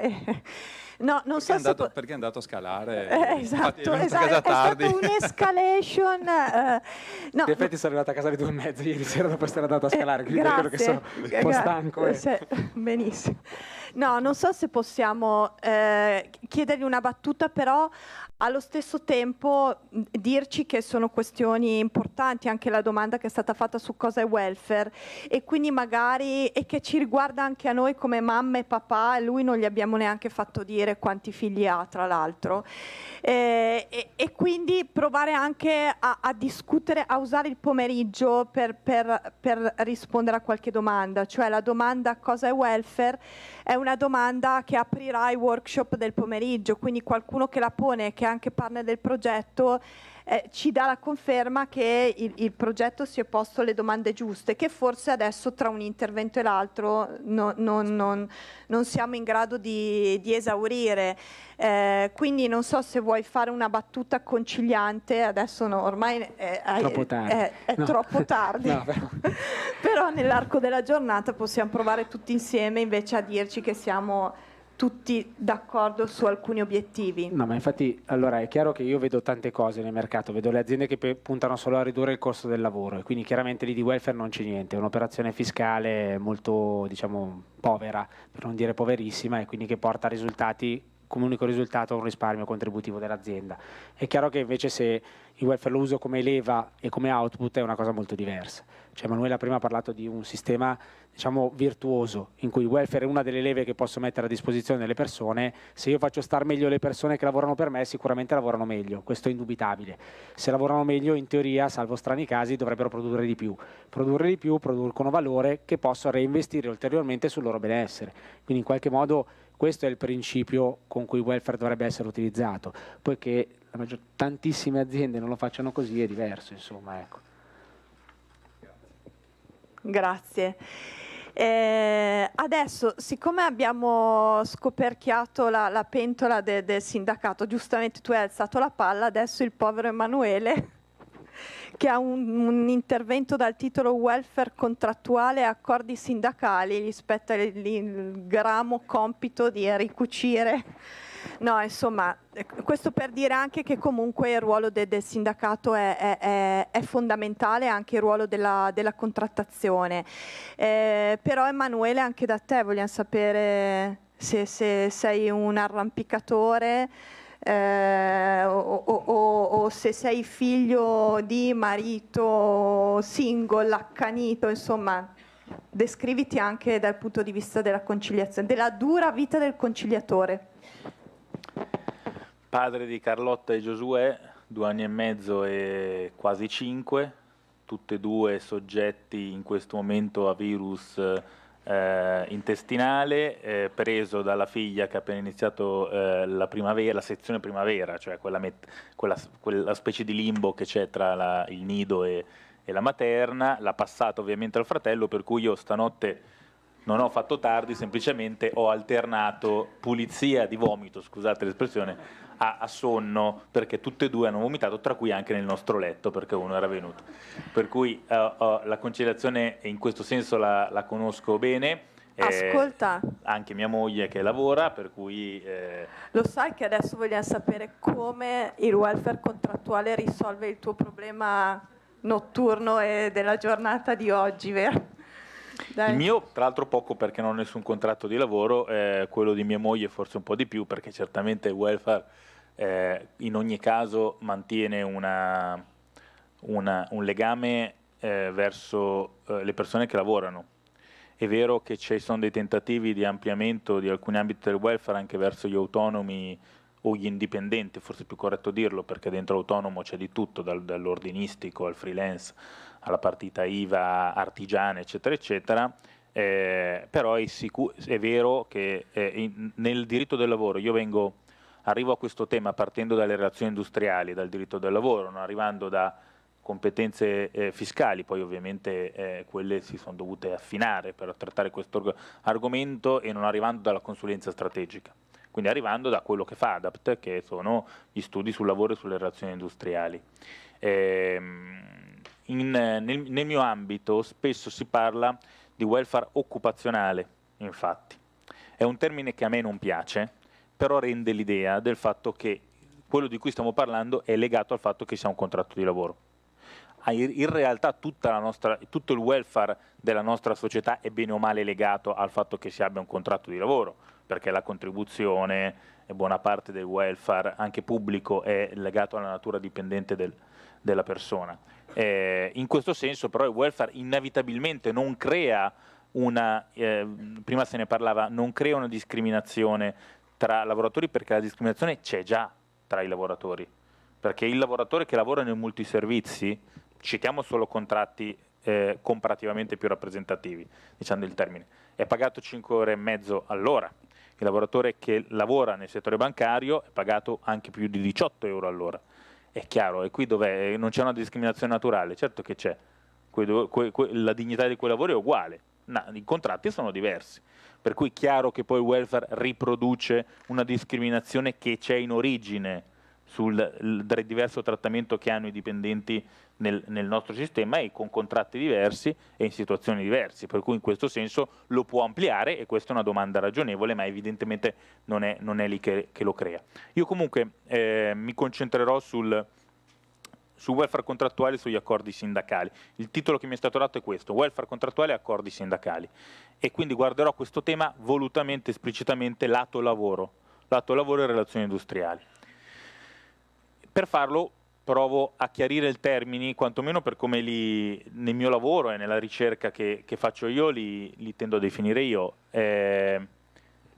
Non parlerò qui di welfare pubblico e welfare statale, non parlerò genericamente di welfare sussidiario o secondo welfare, su questo poi c'è chi ha anche il nome del centro studi intitolato che potrà farlo molto meglio di me. Non parlerò di per sé neanche del welfare locale e territoriale, ma visto che mi avete chiesto di parlare di tutto ciò che del welfare c'entra col sindacato, diciamo così, parlerò di welfare contrattuale. Con l'espressione welfare contrattuale solitamente ci si riferisce al welfare dei contratti collettivi nazionali di lavoro. Parlerò però anche di welfare negoziale, cioè di tutto il welfare che viene negoziato tra sindacato e impresa, del welfare bilaterale che può avere una dimensione nazionale, perché il welfare contrattuale nazionale nei contratti collettivi, previdenza e assistenza sanitaria, è un welfare bilaterale, cioè è gestito pariteticamente da lavoratori e datori di lavoro.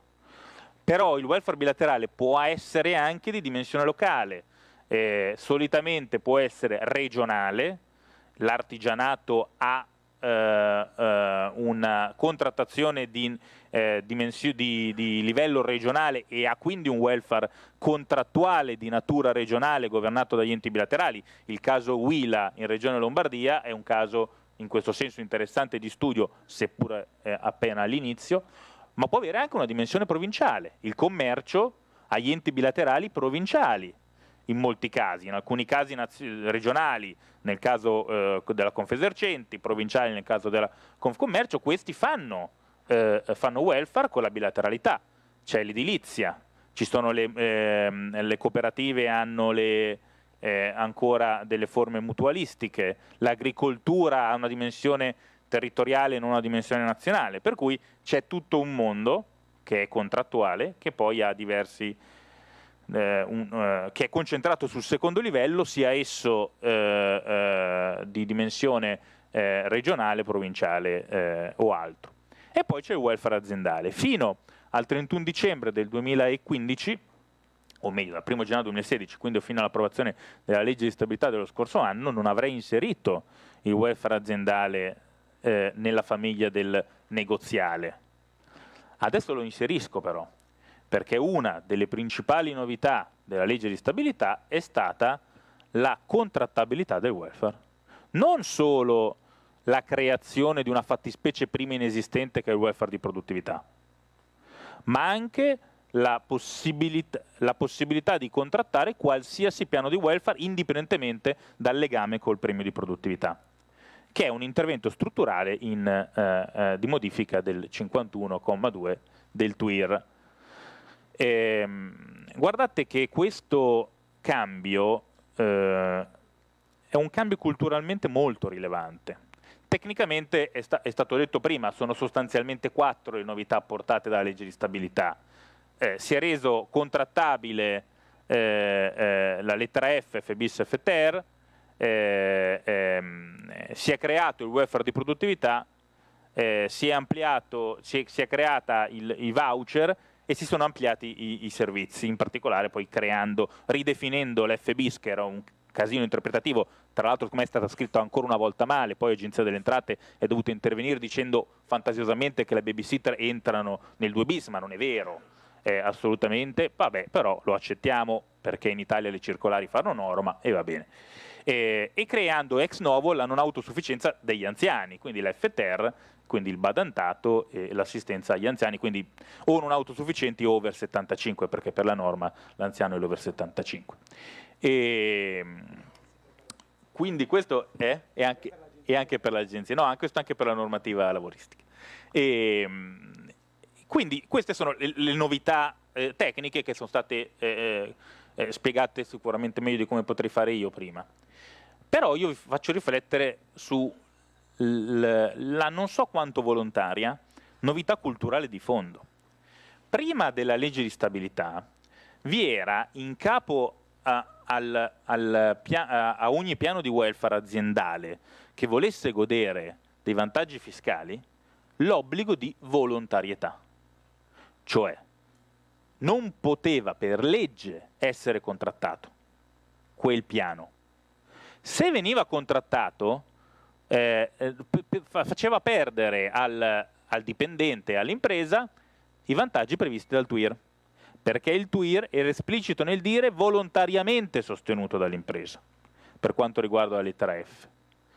Quel volontariamente è stato il motivo per cui le parti sociali si sono disinteressate del welfare aziendale fino ad oggi, perché non ne facevano parte da una parte, dall'altra perché non accettavano la conformazione di fondo del TUIR, che è un testo nato avendo in mente il modello paternalistico della grande fabbrica diffuso negli anni 70-80 che in Italia non ha vinto. Eppure quel modello, ahimè, è il modello sul quale è delineato tutto il diritto del lavoro nel nostro paese. Il nostro è un diritto del lavoro che è sostanzialmente costruito avendo in mente il modello economico degli anni 70-80 della grande fabbrica manifatturiera. E infatti adesso fa molta fatica il nostro diritto del lavoro a leggere le situazioni più moderne del mercato. Per questo le tante riforme con i loro errori, i loro scompensi, eccetera, eccetera. Però anche questa parte del TUIR risente di quel modello lì. E allora le parti sociali, non accettando un modello sostanzialmente concessivo paternalistico, non sono mai entrati nella partita del welfare aziendale, tanto più che la norma glielo vietava. E quindi abbiamo osservato per 30 anni la sclerosi del legislatore, mentre il legislatore lavoristico, dalla legge Treu, dal pacchetto Treu 97 ad oggi, tranne il Jobs Act, che secondo me cambia direzione, tendenzialmente ha provato a portare la regolazione del lavoro verso il decentramento e quindi verso la contrattazione, in particolare di secondo livello, il legislatore fiscale continuava a vietarla. E allora le parti sociali cosa hanno detto? Beh, io preferisco andare verso il modello del premio di produttività che dal 2010 deve essere per legge contrattato. Per legge contrattato. Ma perché il premio di produttività, poi possiamo vederla come volete, ma portatemi uno studio che dica che il premio di produttività che in Italia esiste dal 2008 ha portato un grammo in più di produttività. No, e neanche nella nuova norma lo porterà. Il premio di produttività è nato all'inizio per dare qualcosa più in tasca al dipendente. Il nostro cuneo fiscale, come sapete, è molto elevato e quindi per respirare si è detto vabbè, usiamo il 10% del premio di produttività. Dal 2010 cambia la funzione.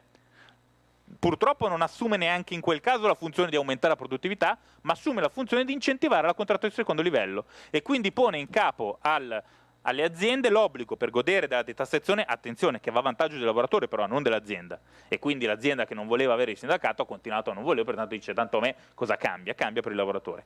Pone in capo alle aziende l'obbligo dell'accordo sindacale, che poi in realtà viene, ahimè, piuttosto raggirato, perché dal 2010 ad oggi abbiamo visto qualche bell'accordo, ma sostanzialmente abbiamo visto tutti accordi fotocopia di qualcosa fatto a livello nazionale.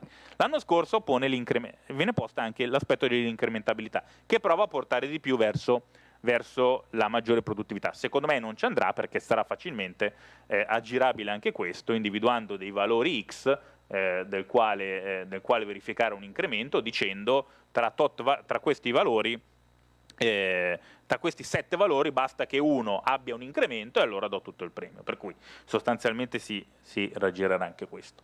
Ad ogni modo, quello che ci tengo a dire è che per 30-40 anni la normativa, no, 40 anni no, per 20 anni la normativa lavoristica è andata verso il coinvolgimento delle parti sociali, la contrattazione, in particolare la contrattazione di secondo livello. La normativa fiscale è rimasta fino al 1 gennaio 2016 ferma invece su un'idea concessiva, non diciamo paternalistica, diciamo quantomeno concessiva unilaterale.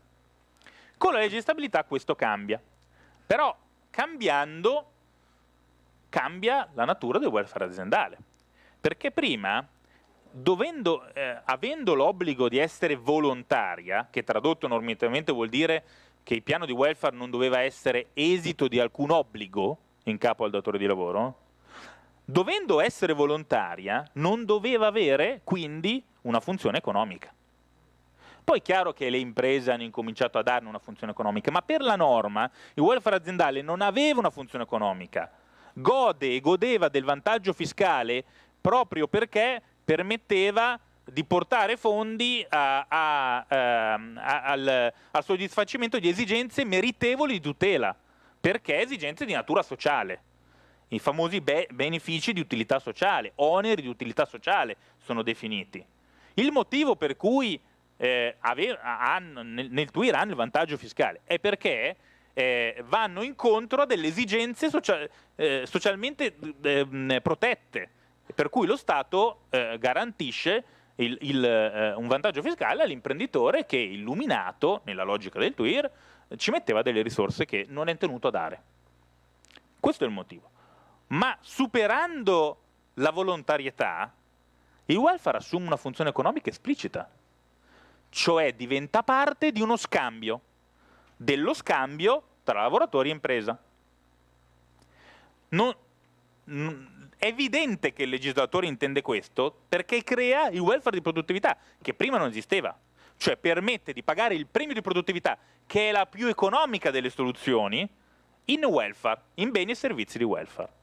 Quindi la funzione economica, che prima non era formalmente vietata, nelle grandi imprese era sostanzialmente comunque raggiunta, però era formalmente vietata, invece diventa esplicita.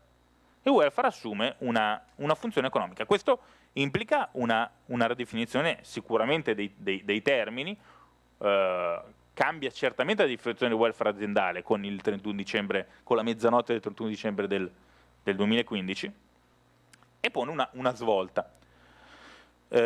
Certamente fa sì che le parti sociali si incomincino a interessare molto di più del welfare aziendale, in particolare il sindacato, perché diventa un attrezzo nella cassetta degli attrezzi del sindacato, un attrezzo che il sindacato conosce ancora molto poco, ma perché in effetti non l'ha mai maneggiato nelle forme più spinte, quantomeno fino al 31 dicembre. Certo, lo ha maneggiato nelle forme tradizionali, previdenza, assistenza sanitaria, conciliazione, ma sicuramente non l'ha mai maneggiato per tutto quello che concerne in particolare le soluzioni per i figli, l'assistenza per anziani, ma soprattutto tutto il mondo ricreativo, che è, se vogliamo, la frontiera più moderna del welfare aziendale. Attenzione, il welfare aziendale unilaterale permane ancora, ma non ha più senso, perché è svantaggiato fiscalmente. Se io decido di fare un piano di welfare volontario unilaterale, sono soggetto al limite del 5 per 1000. Se invece mi pongo un obbligo non necessariamente contrattato, il regolamento però è un obbligo, devo fare il regolamento. Se non lo faccio, sono soggetto al 5 per 1000.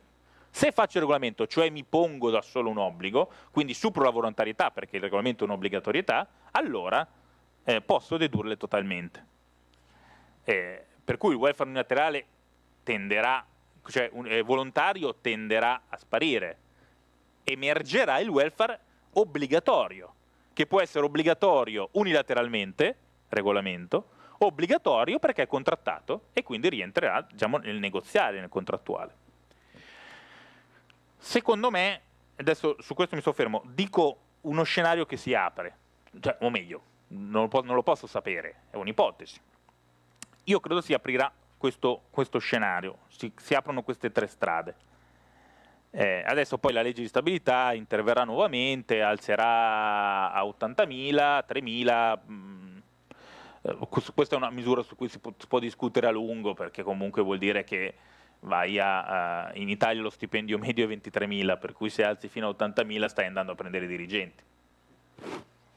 Quindi dici, va bene, pago, no? Su tassazione generale vado a detassare il premio dei dirigenti, visto che appunto la media è 23.000. Non lo so.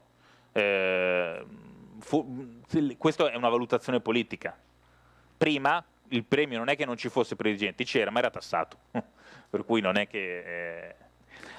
Comunque, adesso si cambierà, ma non dovrebbero esserci particolari rinculi per quanto concerne la normativa sul welfare aziendale, un po' perché intelligentemente il legislatore l'articolo 51 l'ha strutturalmente cambiato l'anno scorso, quindi quello che può cambiare è il welfare di produttività. Io però credo che il welfare di produttività sia una specie di ibrido un po' strano, che anche fiscalmente anomalo, perché è un premio di è un piano di welfare attratto dalla normativa del premio di produttività. Secondo me non hanno proprio senso le soglie in questo caso, quando fai un premio di produttività. Tanto è vero che allora all'azienda direi, ma scusa, non vincolarti al raggiungimento degli obiettivi, fai un piano di welfare contrattato, e perché devi sottostare al rispetto dei 2.000, dei 80.000 o dei 50.000 attuali, no? Se hai questa possibilità, contratta un piano di welfare e esci da tutto il casino della normativa che ogni anno cambia del premio di produttività. Quindi il welfare di produttività probabilmente è un istituto di passaggio, che per qualche anno esisterà, ma poi si tornerà a chiarire la differenza tra il premio normale e i piani di welfare ex tuir, immodificabili, sicuri, certi, facilmente descrivibili.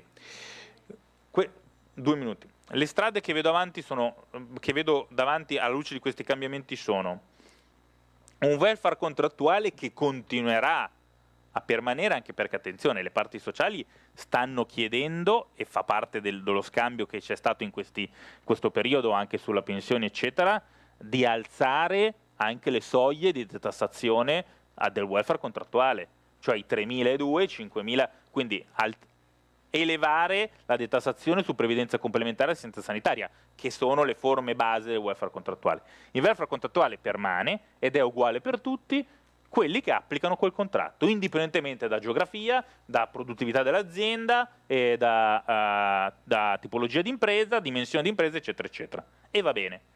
Diciamo che è il primo zoccolo del secondo welfare in termini contrattuali, no? C'è quello statale e poi il welfare contrattuale. Il welfare bilaterale territoriale a questo punto si costruisce non solo integrativo del pubblico, ma integrativo anche del contrattuale, perché è inutile che si sovrapponga, visto che ha comunque una radice contrattuale. Particolarmente utile per la micro, piccola e media impresa, concentrato soprattutto su strumenti di natura evidentemente sociale, quindi gli strumenti più noti, conciliazione, educazione dei figli, assistenza, libri di testo, eccetera, eccetera, lasciando poi probabilmente alla grande impresa, alla media e grande impresa, che può farlo, il welfare aziendale obbligatorio, correttamente inteso, quindi non come mero risparmio di costo, che evidentemente è un modo di fare welfare, ma ha il respiro corto, ma come leva per la gestione del personale, come fattore di produttività da misurare, perché un'azienda poi il ritorno economico lo chiede, in termini di fidelizzazione o maggiore produttività, a questo punto integrativo degli altri due, quindi non solo del welfare pubblico, ma anche del contrattuale e anche del bilaterale territoriale laddove c'è, se l'azienda è tenuta a pagarlo. Probabilmente di natura un po' meno sociale, cioè profilato sul bisogno dei lavoratori della tua impresa. È difficile capire il bisogno del singolo lavoratore di un territorio o di un contratto nazionale. Della singola impresa è più facile. È più facile avere una grafica, sai chi sono e se li incontri sai uno a uno, sai cosa vogliono. E quindi lo profili, ma lasci un attimino in secondo campo la natura prettamente sociale. Questo vuol dire nuovo protagonismo, secondo me, nell'ambito welfare della contrattazione e delle relazioni di lavoro. Vuol dire un superamento dei pregiudizi verso il welfare, una capacità di lettura e comprensione dei bisogni perché anche nel welfare aziendale obbligatorio, se c'è il sindacato sarà chiamato in causa su questo, per forza. Un'inaspettata spinta che arriva dal decentramento contrattuale, mentre il Jobs Act secondo me invece torna alla centralizzazione sulle regole del lavoro. E da ultimo un'occasione, secondo me si sta creando una dialettica negativa, diciamo così, cioè di avversione tra il welfare del contratto nazionale e il welfare della bilateralità versus il welfare aziendale. In realtà un pochino questa dinamica si sta creando e credo sia emerso anche dagli interventi. Questo diventa anche una sfida però per il welfare territoriale di natura bilaterale soprattutto, ad allargarsi, a potenziarsi, magari perché no, a intercategorializzarsi, cioè a mettere in comune le esperienze tra settori diversi. Chiudo con questo perché è un ragionamento che stiamo facendo nel tavolo, lo dico qui, siamo in Veneto, di Arsenale 2022. Io coordino il tavolo sul welfare delle parti sociali del Veneto, ci sono tutte le parti sociali eccetto la CGIL e la UIL, tutte le altre ci sono, e la riflessione che si sta facendo è proprio su questo, è proprio su se forse con le novità del welfare che stiamo osservando non può essere che anche il welfare, che non è di per sé regolato dal legislatore, perché la bilateralità, il welfare bilaterale esce da tutti i discorsi che abbiamo fatto del TUIR, non c'entra con il rapporto di lavoro direttamente, per cui non è soggetto al 51 eccetera eccetera, è un'altra cosa. Però alla luce di tutte le novità che ci sono sugli altri ambiti, se forse non siano le parti sociali che per quanto concerne loro, indipendentemente dal legislatore, con per esempio la bilateralità, il welfare bilaterale, non possono fare uno scatto in più, un tentativo in più per mettere a fattor comune esperienze che fanno tutti, in modo polverizzato, non dialogato, spesso non conosciuto, potrebbe invece diventare un interessante condiviso welfare bilaterale di natura territoriale tra tutti i settori, e questo permetterebbe di offrire ai dipendenti, in particolare della piccola e microimpresa, molti più servizi di valore più elevato e più profilati. Grazie. Grazie. Grazie Emanuele. Domande?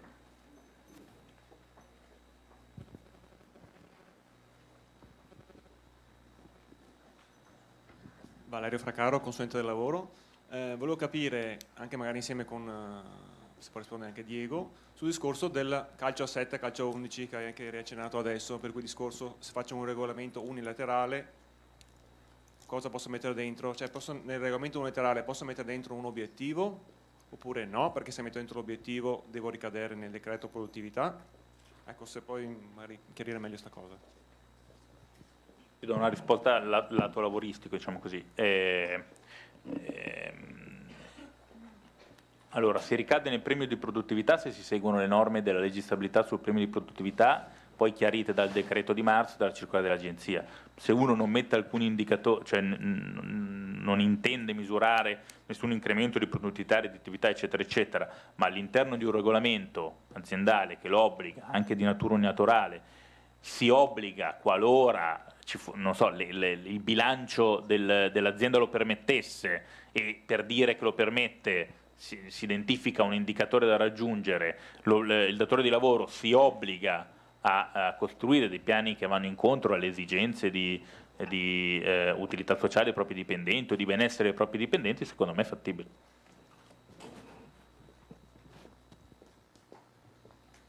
Sì, assolutamente.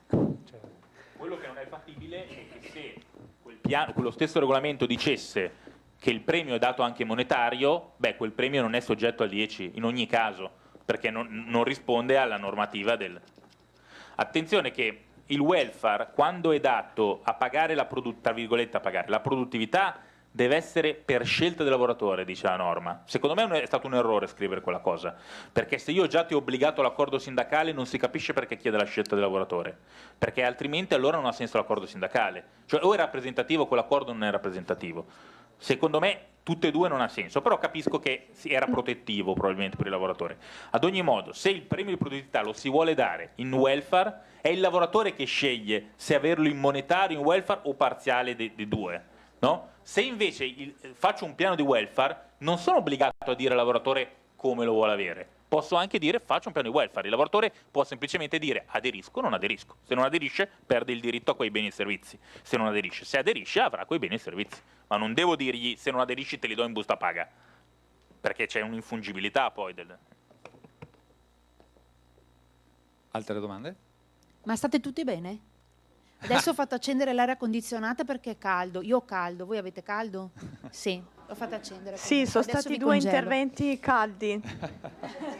2 interventi abbastanza caldi. E i relatori stanno bene? Avete bisogno di No, acqua? no, noi qualcosa stiamo a bene, posto? abbiamo tutto quello che serve. Perfetto. Grazie. Direi- Scusate perché direi, vi visto- voglio bene a tutti e non vorrei che state male per tutta la giornata. Abbiamo ancora un'ora, vi avevo detto che non c'era pausa. Grande Allora. Sabri, grazie. Però il pranzo lo state... Stiamo organizzando Ottimo, il pranzo. Avrete benissimo. un bicchiere d'acqua e un pezzo di Resistiamo. un tozzo di pane per tutti. Guarda Pacello, è arrivato in ritardo ed esce. Vabbè, Allora. c'è chi può farlo. Adesso diamo la parola a Lorenzo Bandera, che qui ci rappresenta, diciamo, oltre che la professionalità e le esperienze di un centro studi molto importante in Italia, che è appunto i percorsi di secondo welfare. E lui si è sposato l'anno scorso, quindi non ha figli, però ha una moglie che logicamente gli dirà quanto in giro vai per l'Italia, torni a casa sempre tardi, no? Ti dirà queste cose. Non penso sia solo la mia che... Bene, allora ti lascio la parola, se vuoi dire anche tu 2 cose rispetto... Ti passo il telecomando? Sì. Ti passo io il telecomando. Lorenzo, occhio alle battute sulle mogli. Fai qualcosa per rimediare. Va bene, allora non dico niente, sto zitto che ci metto meno. No. No, allora mi presento velocemente. Sono sposato da 13 mesi, ho fatto il conto adesso. Non ho figli, spero di averne a breve, ma al momento, come dire, è questa la speranza, perché vi spiego un po' la mia situazione, perché è interessante in termini di conciliazione, perché mia moglie studia per diventare magistrato, quindi studia, è a casa tutto il giorno, quindi lavoro solo io, cioè lavoro nel senso porto a casa io la pagnotta, perché lei studia, anche io studio, ma studio remunerato, sono fortunato, e quindi quest'anno è stato un anno interessante, perché sono venuti fuori col matrimonio tanti problemi di conciliazione tra noi due, prima di tutto, e poi insomma sul fronte familiare, perché noi abbiamo dei genitori che ancora lavorano, che sono molto più svegli di me in alcuni casi, abbiamo delle nonne che però anche loro sono a volte, mi sembra molto più in forma di me, ma hanno dei bisogni sanitari, quindi mi è capitato più volte di portarle in ospedale per delle cose, come dire, di controllo normalissime, e lì ti rendi conto, per esempio,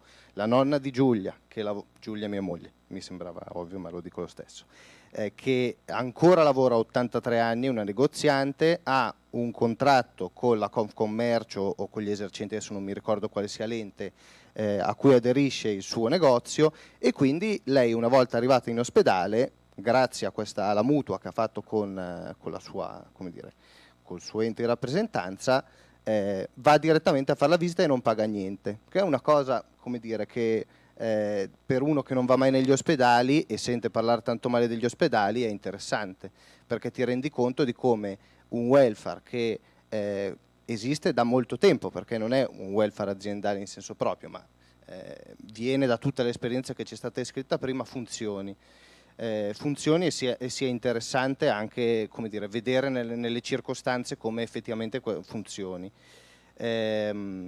Dal punto di vista lavorativo, come ha detto Fabio, io lavoro a un centro di ricerca che si chiama Percorsi di Secondo Welfare, che si occupa di studiare, approfondire tutte quelle forme di welfare che non sono finanziate da risorse pubbliche, ma vengono sviluppate sui territori da soggetti terzi che appartengono a, come dire, a diverse sfere, alla sfera del mercato, alla sfera del no profit. È un termine interessante quello di secondo welfare, perché è stato bello vedere come si sia provato a fare, come dire, a specificare, a dare delle definizioni, ad abbassare. Il secondo welfare tiene dentro tutta una serie di azioni, funzioni, soggetti, progetti che vanno ad affrontare le problematiche che ci sono state raccontate prima. Quindi il termine secondo welfare facilita un po', cioè si tratta di tutte quelle forme di welfare che vanno ad affiancarsi al welfare pubblico senza la pretesa di sostituirlo, ma di integrarlo laddove non arriva o laddove non è più in grado di arrivare, fornendo risorse aggiuntive fondamentalmente. Quindi non parlo di welfare privato, perché non è solo privato, parlo di secondo welfare. Faccio una brevissima descrizione di 1 minuto, segnalandovi 3 elementi da tenere a mente anche a fronte della relazione che adesso vado a fare, che sono questi. Il secondo welfare si caratterizza per 3 pilastri fondamentali: l'apertura a soggetti non pubblici, quindi accanto allo Stato sono coinvolti nell'area del welfare altri soggetti che appartengono al mercato e alla sfera del no profit, e tendenzialmente questi soggetti non pubblici tendono a mettersi in rete per affrontare i bisogni che intendono affrontare. I soggetti del secondo welfare tendono all'innovazione sociale, quindi a creare nuovi servizi per rispondere a bisogni vecchi e nuovi delle persone, e questo è un elemento secondo me fondamentale, favorisce l'empowerment dei soggetti coinvolti nel welfare, quindi favorisce la partecipazione dei cittadini in un'ottica di coproduzione, coprogettazione e responsabilizzazione nel servizio. Questi 3 elementi secondo me sono interessanti anche per la presentazione che vado adesso a fare. Il tema della mia relazione, come da programma, era l'esperienza delle reti territoriali di conciliazione della Regione Lombardia. C'è stato un po' un misunderstanding, perché poi ho capito che l'obiettivo era puntare più su come dire, una descrizione generale di alcune esperienze che vengono dalla Lombardia. Ma penso che questo, anche in relazione a tutto quello che abbiamo sentito finora, sia utile, possa essere utile alla discussione.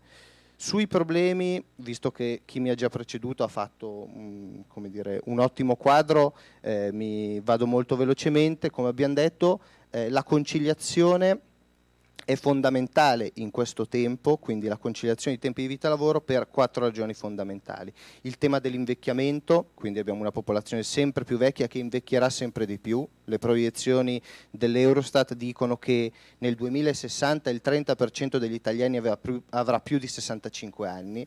Pensate che cosa vuol dire: oggi siamo al 20%, il 30% tra 45 anni avrà più di 65 anni, il 12% quasi, no, il 13% ne avrà più di 80, quindi un quadro molto complesso che richiede risposte che, come dire, di lungo periodo, ma che iniziano a essere strutturate nell'immediato. La questione della conciliazione è molto legata al tema della partecipazione femminile al mondo del lavoro. Mi è piaciuto molto quello che è stato detto prima, cioè che il tema non è il fatto che le donne lavorano poco perché sono a casa, perché hanno, come dire, hanno un alto tasso di natalità, si occupano unicamente dei figli, ma c'è un problema di servizi. Il Fertility Day è stata l'occasione per discutere di questo, anche se poi il tema era diverso, era sulla fertilità, come dire, però il dibattito sociale che è seguito a quei giorni ha aiutato a portare sotto la lente ingrandimento a questo tema, cioè che in Italia si spende poco per servizi di conciliazione, si spende in generale poco per la famiglia. In Italia spendiamo poco meno del 5% della spesa sociale sul fronte famiglia, la media europea ci dice che invece è quasi il doppio, l'8,2%.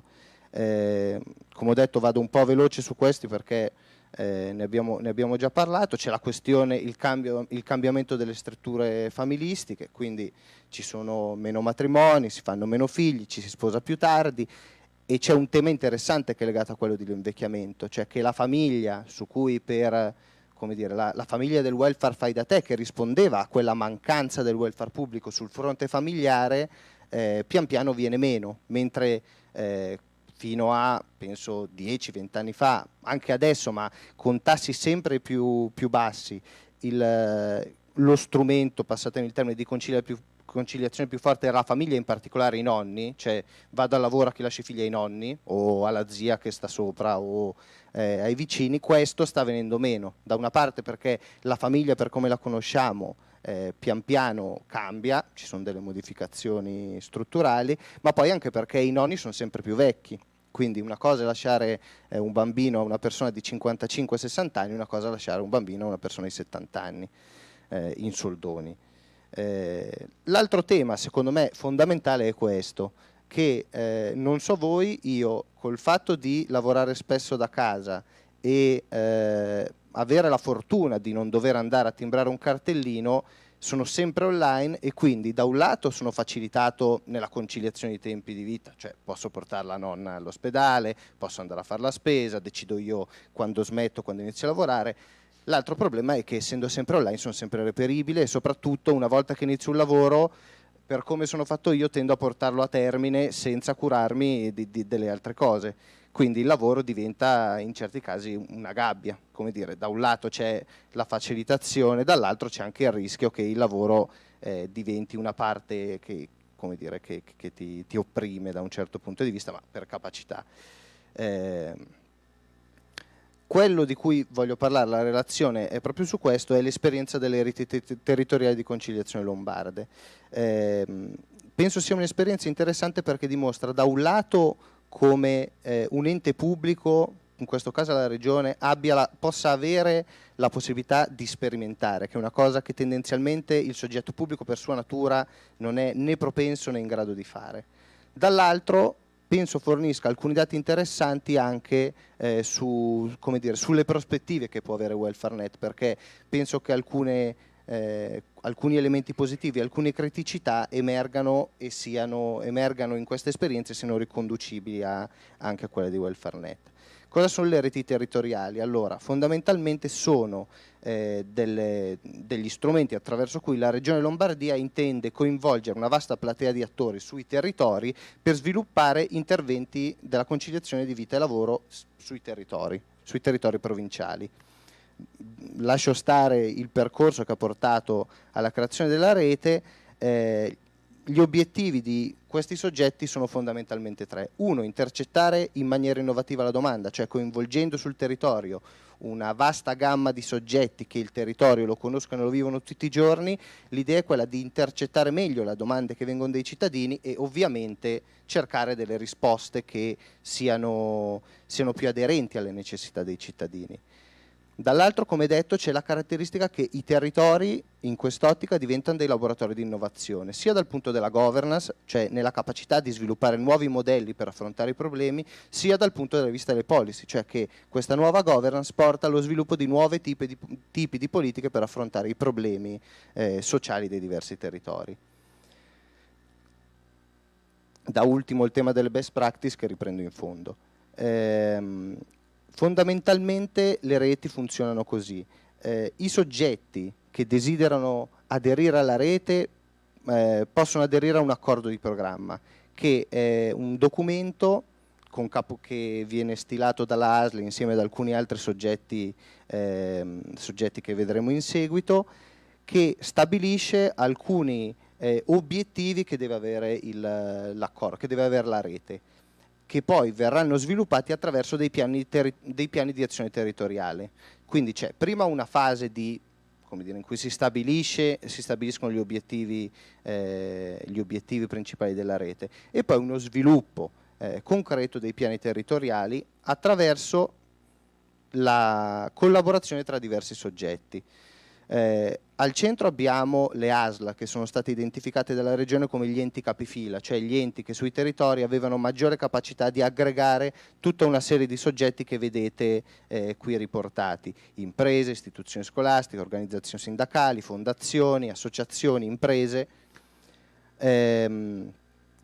con l'obiettivo da un lato di promuovere la rete, dall'altro di promuovere l'idea della conciliazione, che nel 2010 se ne parlava, ma era un tema che sfido chiunque a dire che io già 7 anni fa parlavo di conciliazione come ne stiamo parlando oggi, perché è un problema che è venuto fuori soprattutto a seguito delle conseguenze della crisi economica, che si sono sviluppate ovviamente a partire dal 2009-2010.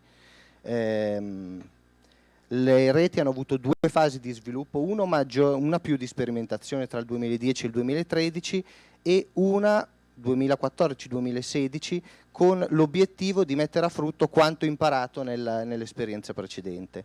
Durante la fase 2010-2013 sono stati coinvolti su tutto il territorio lombardo 450 stakeholder e sono state progettate 130 iniziative, sia trasversali sia mirate, per rispondere ai temi della conciliazione nelle diverse province. Vi faccio un esempio di che cosa è stato fatto in questa fase di sperimentazione. Fabio, se sto sforando, dimmi. Sto sforando, mi stai dicendo. 5 minuti, perfetto. Cioè, perfetto. Allora, fondamentalmente, allora facciamo così, salto la parte di questa prima sperimentazione che è probabilmente quella meno interessante e passo direttamente alla seconda, cioè mettendo a frutto quanto imparato nella prima fase di sperimentazione, la Regione ha promosso un nuovo approccio per sviluppare i temi della conciliazione sui territori. Per prima cosa sono stati introdotti dei nuovi soggetti, cioè se vi ricordate ci sono prima gli accordi di programma, poi i piani territoriali e poi diversi soggetti attraverso i piani territoriali decidono quali azioni sviluppare sui territori in sinergia per rispondere ai bisogni delle persone. Qui c'è un passo ulteriore, cioè si creano le alleanze territoriali, cioè su territori più piccoli, su comunità più ristrette, c'è la possibilità di creare queste alleanze territoriali che danno ovviamente la possibilità a un numero più ristretto di soggetti, ma magari tra loro più legati, di andare a intervenire su bisogni più specifici che emergono nel territorio.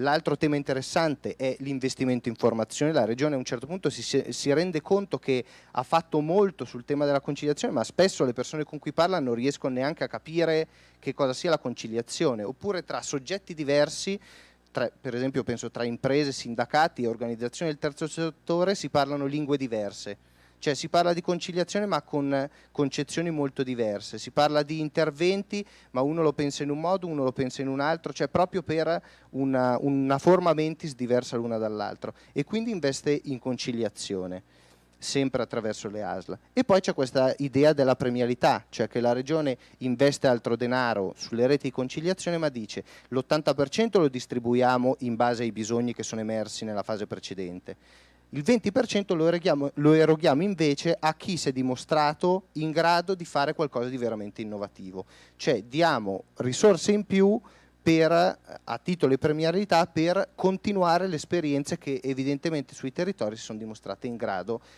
si sono dimostrate capaci. È stato introdotto anche un tipo di governance molto interessante. Prima avevamo una governance fondamentalmente multiattore su base provinciale. Qui abbiamo un nuovo tipo di governance che è sempre multiattore ma multilivello, cioè ogni livello regionale, territoriale, con le reti e quindi con le ASL capofila e a livello delle alleanze ha propri strumenti di governance, ha proprie capacità di capire quali sono le necessità e quali misure possono essere messe in campo per affrontarle. A livello regionale abbiamo una cabina di regia che tira le fila tra tutte le reti territoriali, a livello di rete territoriale abbiamo un comitato di valutazione che valuta le misure che arrivano dalle alleanze locali, che come detto sono quelle che mettono insieme i soggetti più vicini ai bisogni delle persone.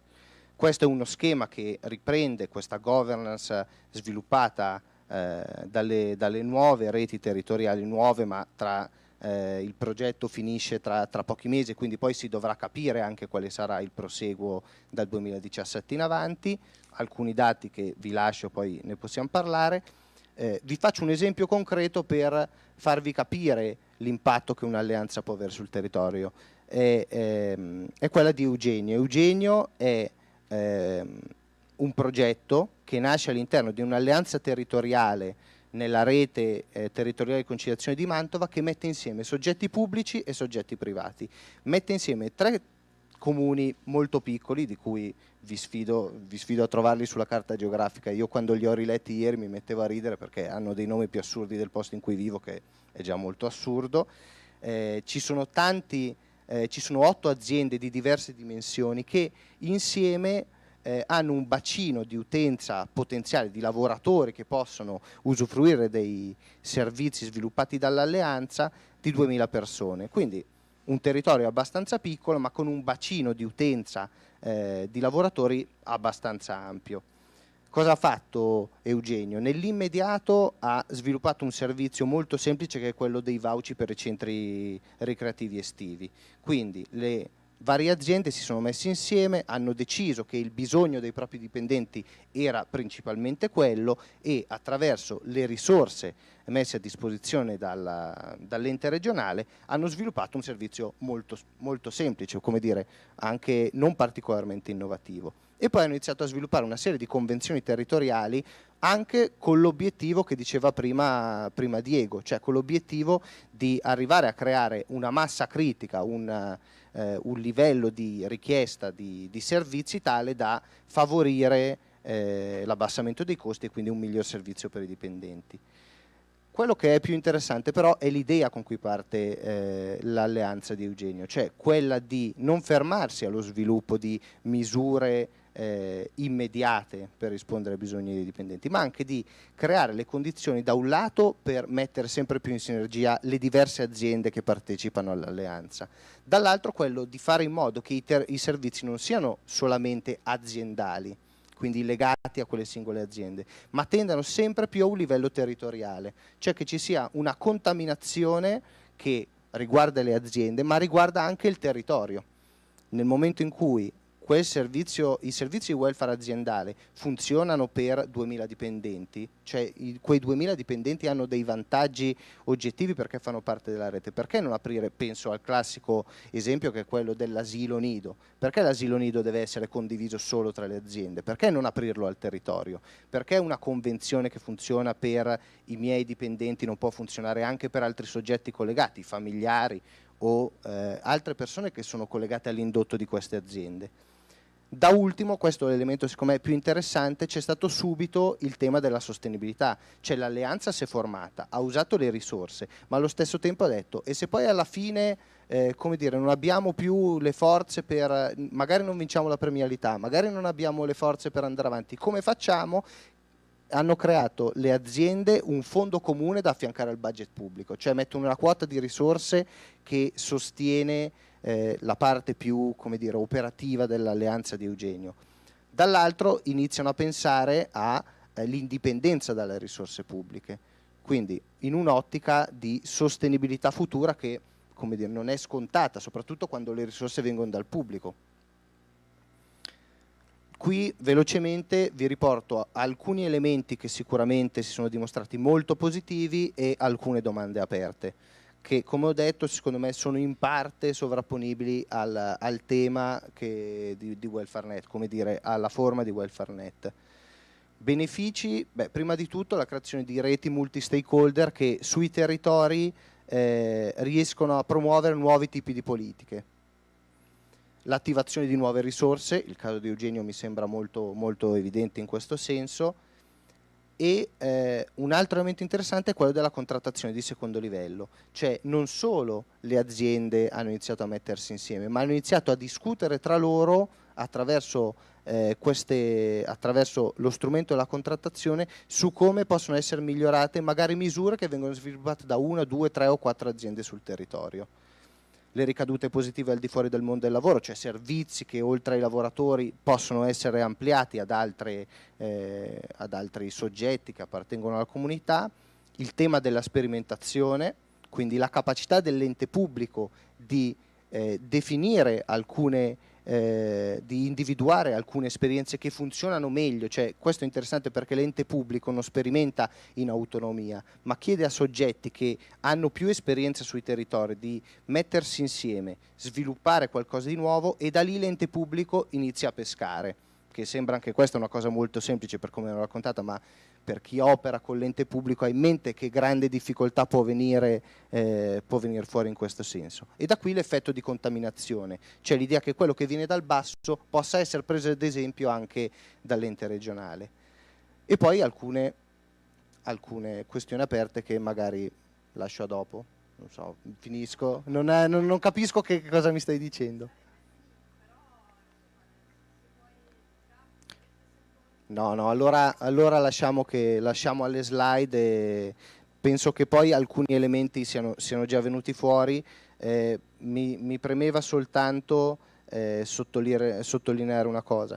Le reti hanno avuto come vantaggio fondamentale quello di sviluppare sui diversi territori una conoscenza che era assente tra molti dei soggetti che che hanno aderito alle diverse alleanze. È un tema fondamentale, perché nel momento in cui io non so che cosa sia la conciliazione, non so che al bisogno del mio dipendente c'è già una risposta magari a 2, 3, 4, 10 chilometri dal posto di lavoro, o io cooperativa non so, cooperativa che mi occupo di non autosufficienza, non so che nell'azienda tal dei tali ci sono 10 persone che hanno soggetti non autosufficienti in famiglia.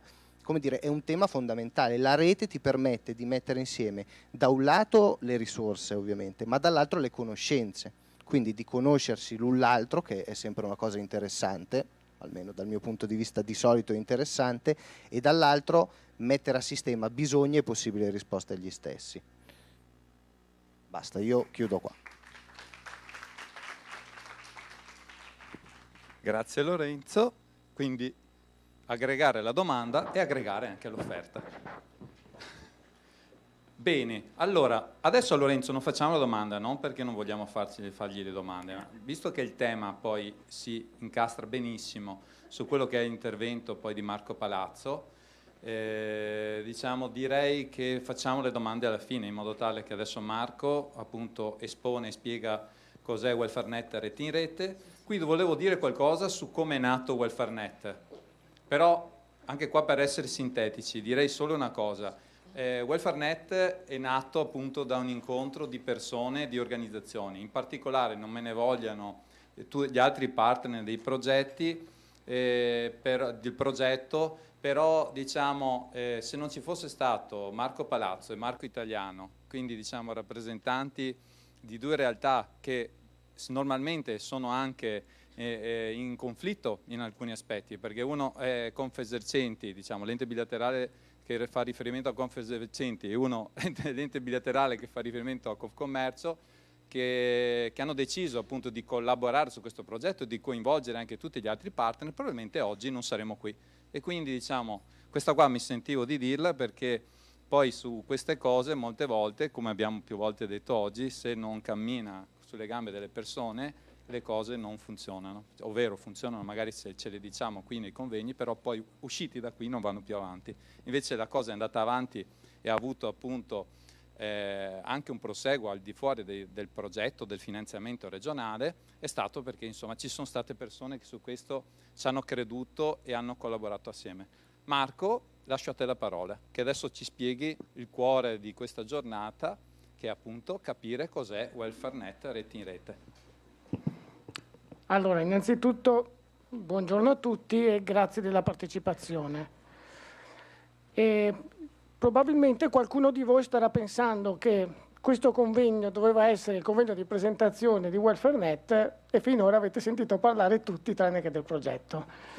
In realtà ognuno dei relatori che mi ha preceduto ha parlato di un pezzo del progetto, perché in qualche modo WelfareNet mette insieme un po' tutti gli ambiti che abbiamo toccato, per cui io poi nel mio intervento adesso citerò e riprenderò in realtà alcune delle cose che sono già state dette e la contestualizzazione che è stata fatta comunque mi aiuta a semplificare il mio lavoro di presentazione. Nel mio intervento toccherò tre aspetti. Il primo, da dove siamo partiti, anche se Fabio ha già accennato qualcosa. Il secondo, da dove ripartiamo oggi, in qualche modo cosa abbiamo fatto fino ad ora, per cui oggi c'è in qualche modo una nuova ripartenza del nuovo progetto WelfareNet, e quindi poi entrerò più nel dettaglio su quello che vogliamo fare in questi 2 anni di progetto, ma spero che poi siano anche più di 2 anni, e quindi in qualche modo quali sono gli obiettivi progettuali che ci siamo dati. Partiamo appunto dal dove siamo partiti. Emanuele prima ha detto fino ad oggi le parti sociali sono rimaste sostanzialmente fuori dal tema del welfare. Io dico sì, da welfare aziendale e contrattuale, da welfare aziendale, dico sì, ha ragione, non tutti, per fortuna qualche cosa l'abbiamo fatto. Per cui se qualcuno pensa che oggi siamo qui perché c'è stata una legge di stabilità, non è questo, perché in realtà prima che uscisse la legge di stabilità abbiamo già lavorato da almeno un paio di anni con appunto un partenariato di cui che ha già descritto Fabio, e alcuni dei partner in realtà anche da molto più tempo rispetto al tema del welfare. Per cui siamo partiti da alcuni dati che in qualche modo sono già stati spiegati bene rispetto ad alcuni aspetti demografici, che riprendo in maniera proprio con 3 flash, 3 immagini molto sintetiche che però in qualche modo dicono come quei grafici e quei dati che avete visto prima in realtà ci toccano molto da vicino. Il primo è questo, 2 foto, una di una famiglia di 50-60 anni fa, una di una famiglia di oggi. E come vedete i componenti all'interno della foto sono ben diversi. Questo dettato appunto al dato che è già stato mostrato sulla natalità in Italia, dove per intenderci alcuni dei componenti di questo tavolo, Fabio, l'Arianna e la Manuela, sono ancora fermi agli anni 60 più o meno, che hanno 3 figli a testa. Io con una figlia sola sono più moderno, mio malgrado, e quindi vedete che mediamente i numeri sulla natalità sono decisamente cambiati e siamo nel livello più basso d'Europa.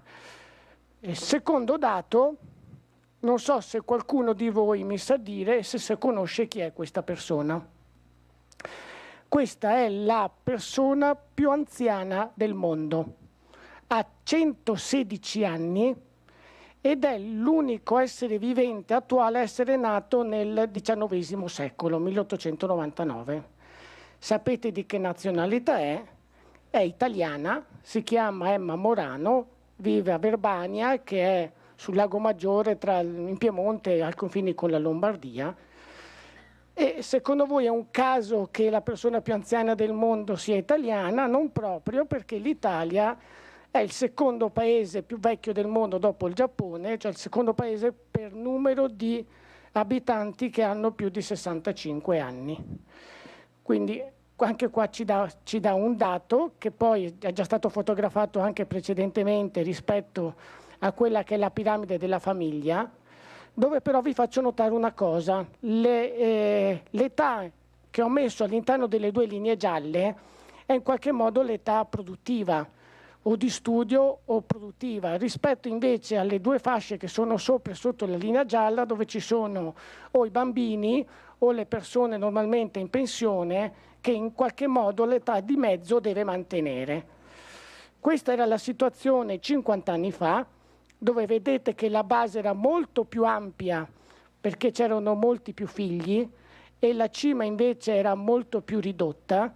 Queste sono le previsioni tra 50 anni, dove vedete che la piramide si è assottigliata a una sorta di cilindro dove i componenti over 65 incidono in maniera molto più pesante di quanto non incidano già oggi, con un trend di crescita, vedete nella parte azzurra, che già oggi nel 2015 la percentuale di anziani è più alta della percentuale dei bambini, e questa percentuale è solo destinata a cambiare. Questo perché lo dico? Perché c'è tutto un tema di discussione che noi stiamo facendo e che però continueremo a fare ed ampliare anche con altri soggetti, su quali sono appunto i servizi di welfare che interessano i lavoratori, che interessano il territorio.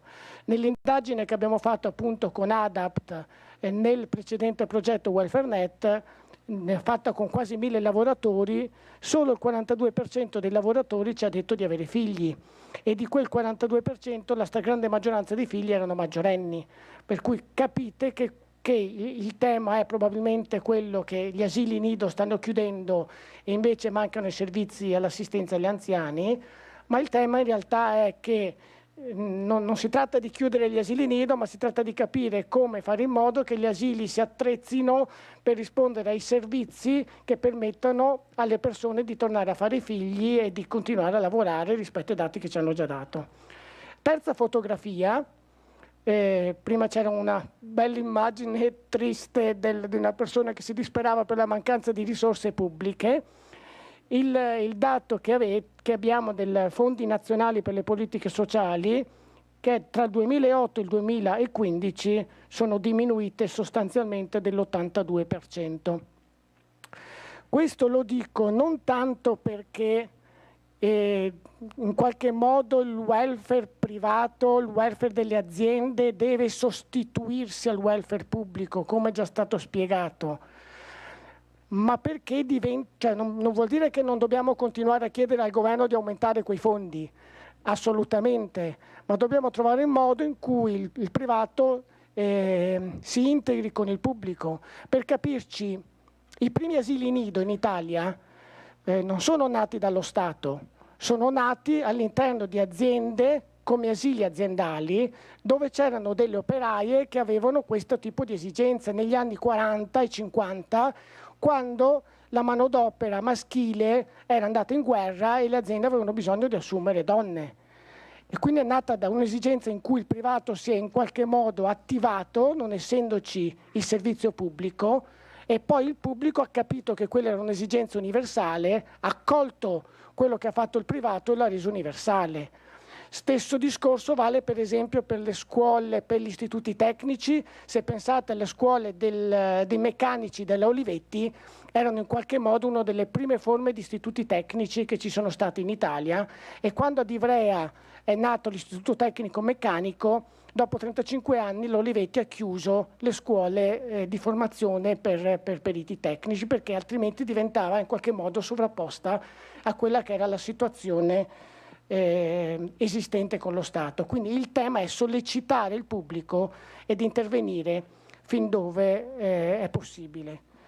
Quindi in questo contesto ci siamo posti una serie di domande, tra cui: il welfare aziendale è solo una prerogativa di aziende più strutturate, di Luxottica, o può essere possibile anche in aziende di pochi dipendenti? Anche in luce di quello che è stato detto sulla legge di stabilità, che ruolo nuovo devono giocare le parti sociali in questa partita e che ruolo devono giocare gli enti pubblici?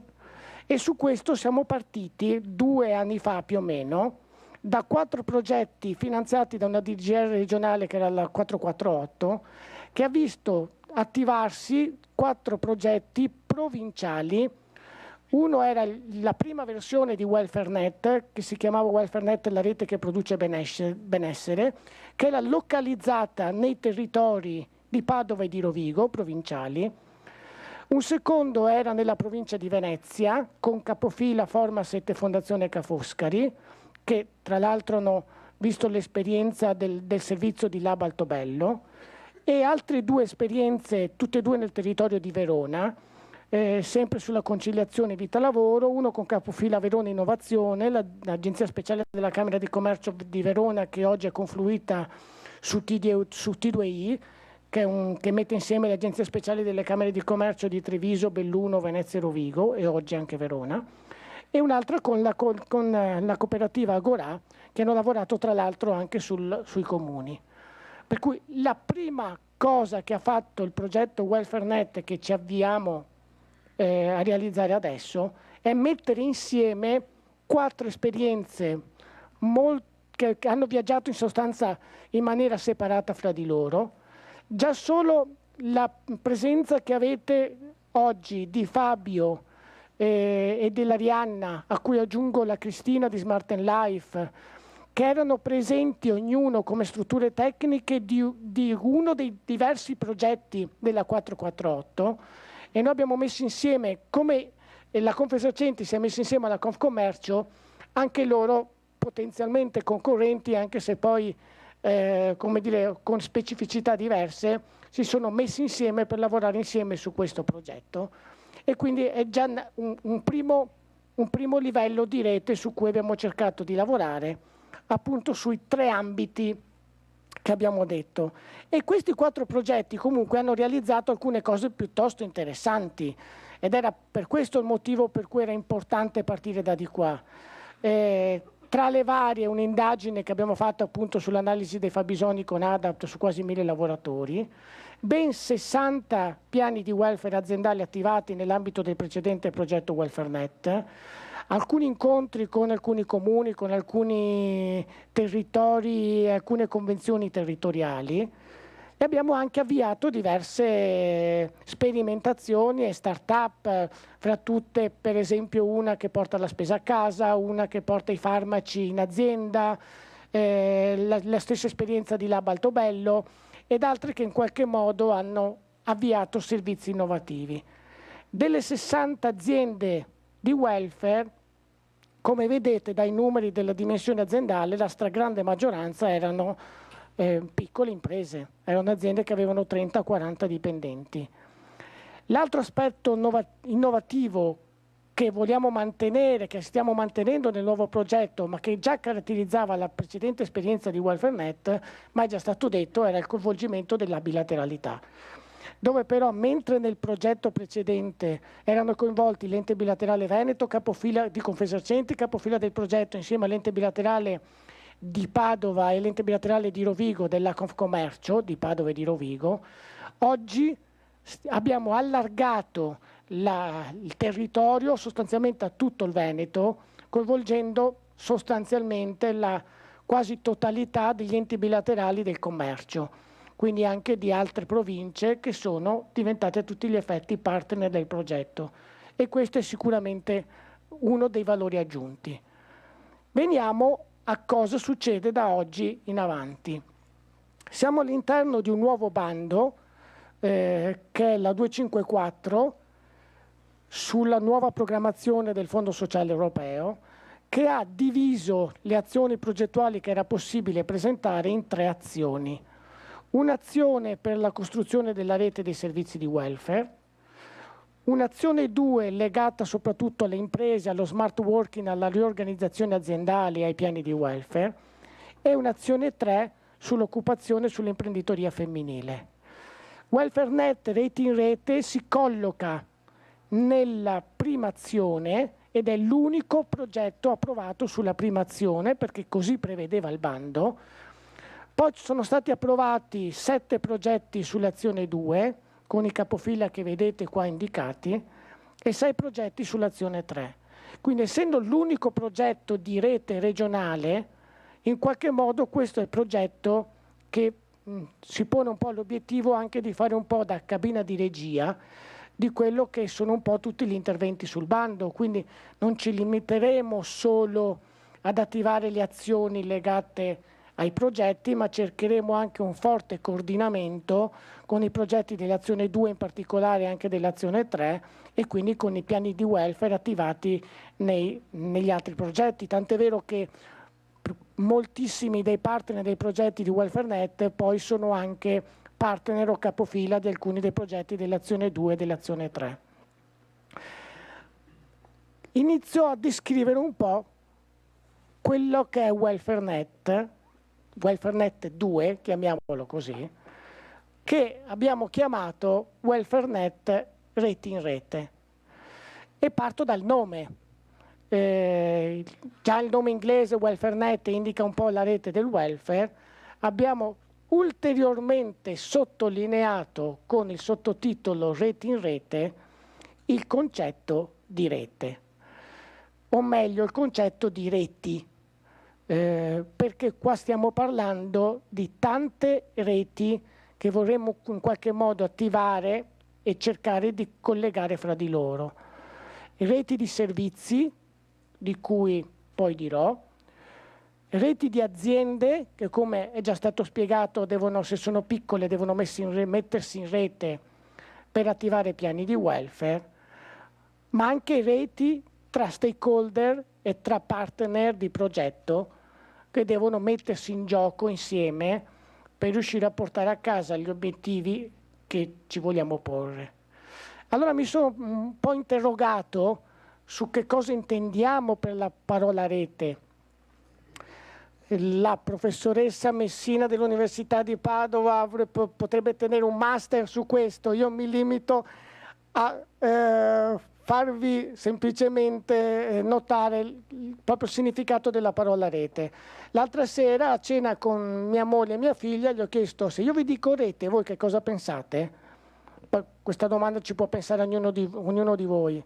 Mia moglie mi ha detto: penso alla rete del letto, forse aveva sonno. Mia figlia mi ha detto: penso alla rete internet. generazione internet.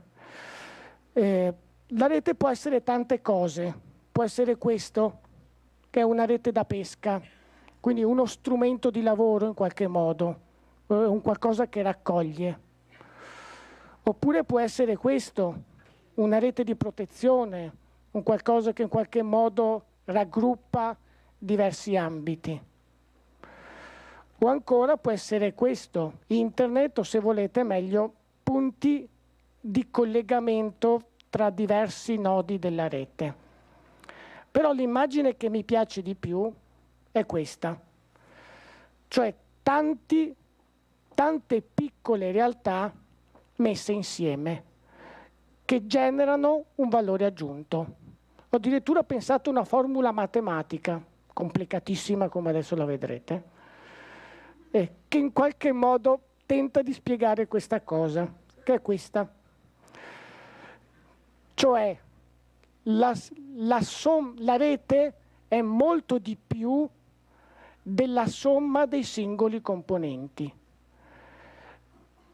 E questo in qualche modo è quello che ha caratterizzato già solo la presentazione del progetto, che ha messo già in rete in qualche modo un partenariato molto molto ampio. Pensate che solo in fase di presentazione del progetto, dove per i tempi del bando avevamo pochissimo, veramente pochissimo tempo, abbiamo inserito quasi 200 partner, che su progetti di questo tipo è un numero significativo.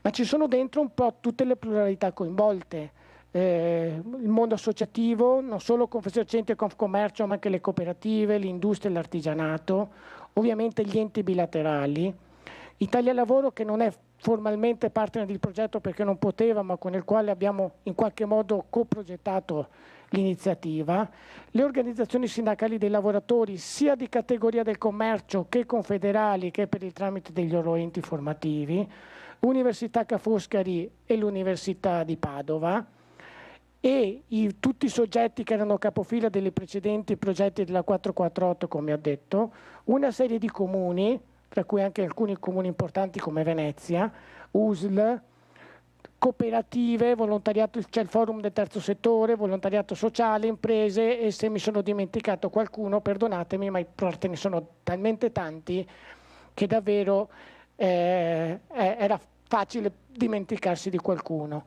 perché abbiamo proprio iniziato dal voler condividere il più possibile quelli che sono gli obiettivi del progetto e cercare di fare in modo che le azioni che portiamo avanti non siano decise da pochi, ma siano in qualche modo un coinvolgimento quanto più ampio possibile. Per cui faremo anche nell'ambito del progetto alcuni tavoli di lavoro, una cabina di regia, dove saranno coinvolti più soggetti, a seconda anche della rappresentatività, e con la quale chiediamo proprio di condividere questo percorso e di portarlo avanti insieme. Veniamo a quelle che sono un po' le azioni, ma soprattutto gli obiettivi del progetto. E proviamo a, come dire, a scoprirli un pezzetto alla volta. Cominciamo da quello che ritengo sia l'obiettivo più importante e anche quello che è un po' definito dal bando, che è quello appunto della costruzione di una rete regionale di servizi, così citava il bando, ma che in realtà non vuole tanto essere una rete regionale quanto una rete di tanti reti territoriali di servizi di welfare, dove il tema non è solo e non è tanto quello di in qualche modo mappare quelli che sono i servizi sul territorio e metterli a conoscenza dei lavoratori per le aziende, ma è quello di mettere in rete una serie di soggetti che noi poi abbiamo chiamato la rete del welfare, che a vario titolo operano e lavorano sul tema della conciliazione vita-lavoro ed erogano servizi di welfare. E tra questi soggetti abbiamo inserito gli enti bilaterali, i comuni, le parti sociali, tutto il mondo del volontariato sociale, associazioni sportive, cooperative, erogatori di servizi, anche aziende private, che nella maggior parte dei casi lavorano in maniera abbastanza autonoma, indipendente e dialogano poco fra di loro. Per fare un esempio pratico che faccio sempre, qualcuno l'avrà già sentito, la cooperativa che gestisce l'asilo nido o il comune non sanno che gli enti bilaterali danno un rimborso sull'asilo nido. Quindi banalmente anche poter condividere alcune informazioni a vantaggio poi del destinatario finale, del lavoratore. E questo ovviamente non possono essere reti regionali, devono essere reti territoriali, dove anche le nostre associazioni a livello territoriale possono giocarsi un ruolo, e su questo cercheremo di attivare delle modalità dello strumento per fare in modo che si creano delle reti che non finiscano tra 2 anni quando finisce il progetto, ma che trovano modalità anche per andare avanti oltre il finanziamento. Ovviamente questa rete di servizi ha senso se poi viene messa a disposizione dei lavoratori e delle aziende che attivano piani di welfare aziendale. Diciamo soprattutto nell'ambito dei progetti dell'Azione 2, ma non necessariamente solo lì.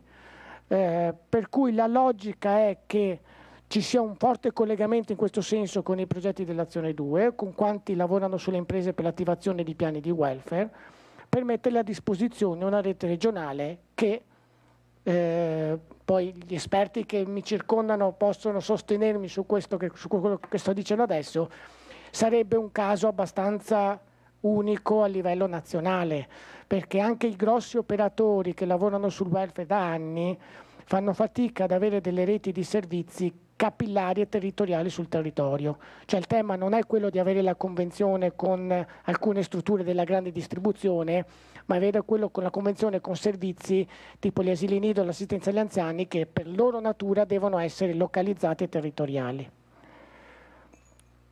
Scopriamo il secondo pezzo del puzzle. Come vogliamo tentare di portare avanti questa costruzione di reti tramite dei laboratori, chiamiamoli così, che abbiamo chiamato Welfare Lab, e che in qualche modo hanno 2 funzioni.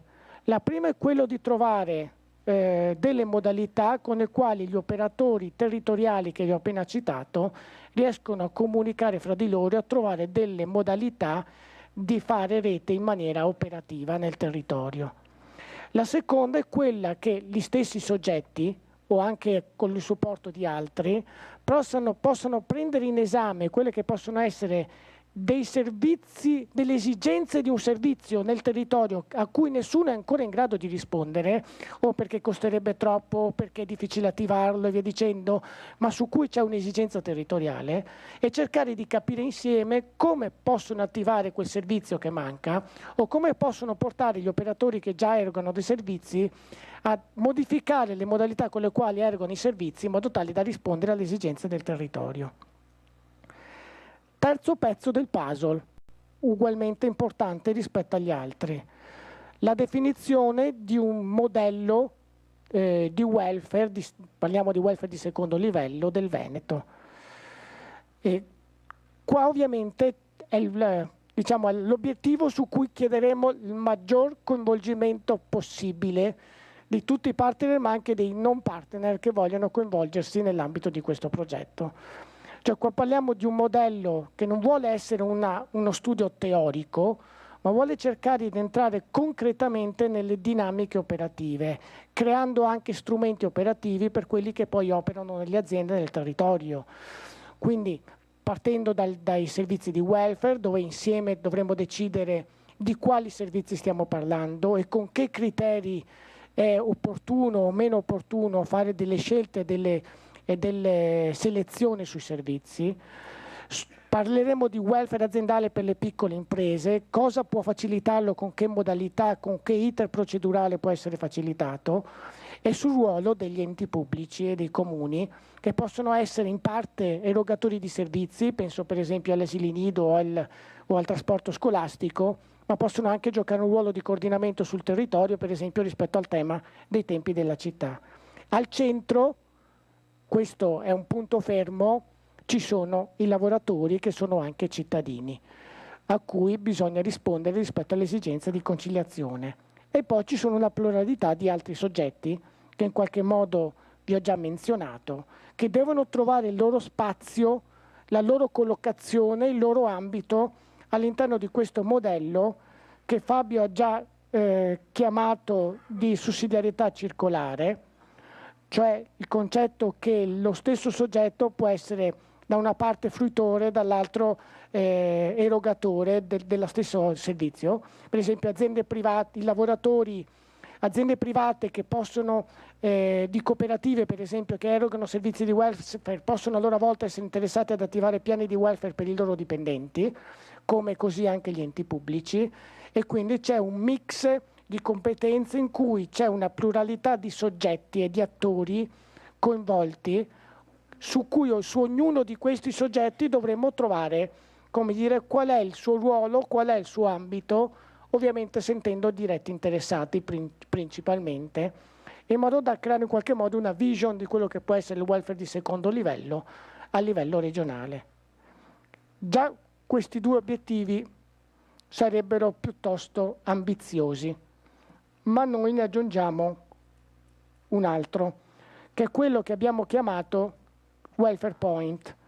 Ne abbiamo già sperimentato insieme ad Innova Cittadella e la cooperativa Impronte la prima apertura del primo Welfare Point in Veneto, e il Welfare Point vuole essere un punto territoriale di informazioni dei servizi di welfare, ma nello stesso tempo anche un punto di informazione interaziendale. Molte aziende, quando attivano piani di welfare, hanno bisogno che ci sia un ufficio del personale che risponda ai lavoratori che hanno bisogno di informazioni, di capire come utilizzare quei servizi.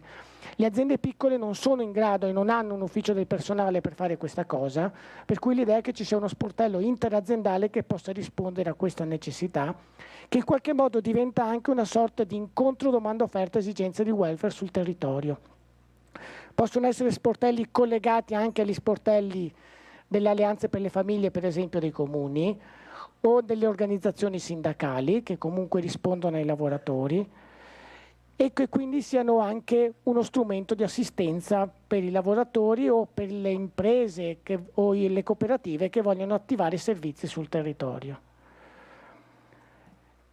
E ne aggiungo un'altra che è stata citata già precedentemente, che è rispetto all'esigenza di non partire da quella che può essere la domanda, ma soprattutto da capire di che cosa c'è bisogno, l'abbiamo detto all'inizio, rispetto all'anzianità e via dicendo.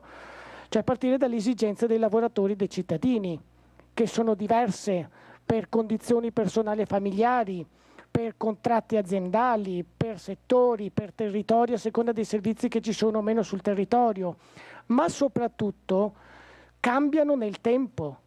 Per cui se io faccio l'indagine che noi abbiamo fatto sul progetto WelfareNet ormai 1 anno e mezzo fa con ADAT, tra 1 anno sarà vecchia probabilmente, e soprattutto se è un'indagine rivolta alla platea dei lavoratori di un'azienda, dove i lavoratori si sposano e quindi cominciano a cambiare le esigenze, fanno figli e le esigenze cambiano di nuovo, i figli crescono e le esigenze cambiano di nuovo, nel frattempo i genitori diventano anziani e le esigenze cambiano in continuazione. Quindi non è una fotografia statica, ma è un film che ha più fotogrammi, e una delle difficoltà di attivare anche piani di welfare nelle piccole imprese è che fare ripetutamente queste immagini costa.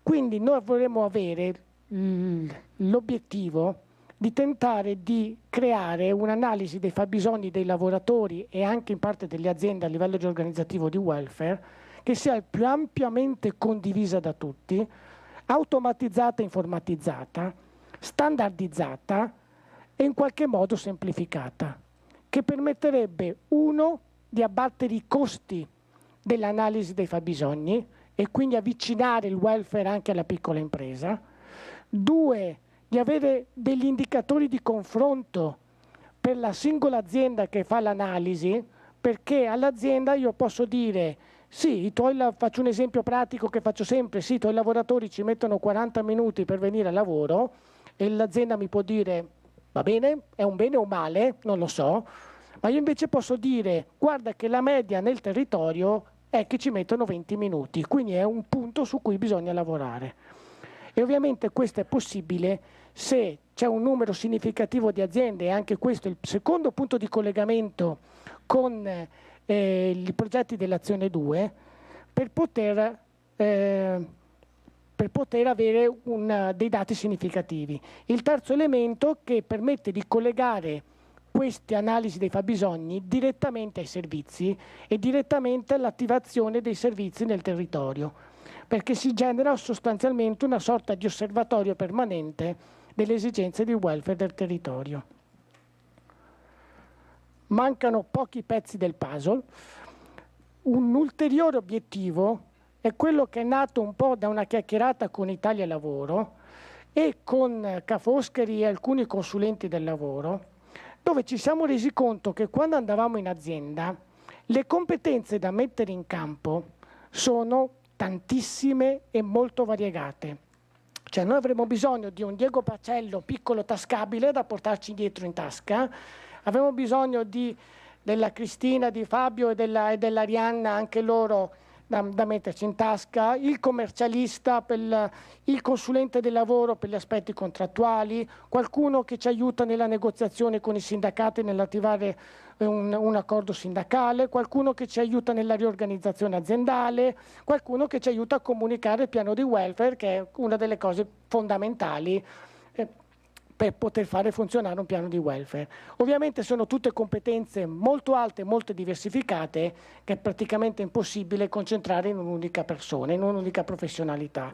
Per cui l'idea è di provare una sperimentazione, attivare un percorso di formazione in cui mettiamo soggetti che hanno competenze diverse insieme nello stesso punto e anche qua creare, se volete, l'ennesima rete di soggetti che possono collaborare insieme ed attivarsi reciprocamente rispetto a quelle che possono essere le necessità. Penultimo aspetto, anche qua è stato citato, tentare con le parti sociali dei tavoli di confronto per capire meglio quale può essere il ruolo del mondo delle associazioni di categoria e dei sindacati rispetto al tema del welfare aziendale, rispetto al tema degli accordi di produttività e se riusciamo eventualmente anche a trovare la modalità con qualche accordo quadro o riprendendo anche alcuni accordi che a livello territoriale sono già stati fatti per facilitare anche l'applicazione di eventuali accordi di produttività, sembra che sia utile rispetto a quello che diceva Emanuele, e anche nelle piccole imprese. E ovviamente tutto questo ha anche uno scopo, un obiettivo di sottofondo, che è quello di formare e sensibilizzare non solo le imprese, ma anche le cooperative che erogano servizi, che devono capire che gli si apre per loro un'opportunità interessante di collocarsi in un mercato delle aziende e non solo delle famiglie, le parti sociali stesse, che fino ad oggi, come è stato detto, ci hanno messo poco la testa su questi temi, e in generale tutti i soggetti su cui c'è bisogno, come dire, di fare un coinvolgimento allargato. Tutto questo nell'ambito del progetto verrà di fatto poi realizzato con una serie di interventi che adesso non vi elenco, che sono rispetto al formulario e alla direttiva, che è una direttiva comunque di un bando principalmente di formazione e di consulenza, per cui ci saranno interventi di formazione, ci saranno tavoli di lavoro, convegni come questo, consulenze di gruppo, alcune transnazionalità sia regionali, alcune visite studio sia nazionali che internazionali e consulenze individuali che in qualche modo ci permetteranno concretamente di portare avanti quelli che sono questi obiettivi. Chiudo dicendo un'ultima cosa, ne stavo parlando proprio ieri con Marco Italiano ed era un pensiero che avevo anch'io, che lui mi diceva, sarà difficile riuscire a governare un processo così articolato e così complesso, con così tanti attori in gioco. E certamente gli obiettivi che vi ho elencato basterebbero anche solo 1 o 2 per dirci che sono obiettivi molto ambiziosi. E io dico sì, sono obiettivi molto, molto ambiziosi.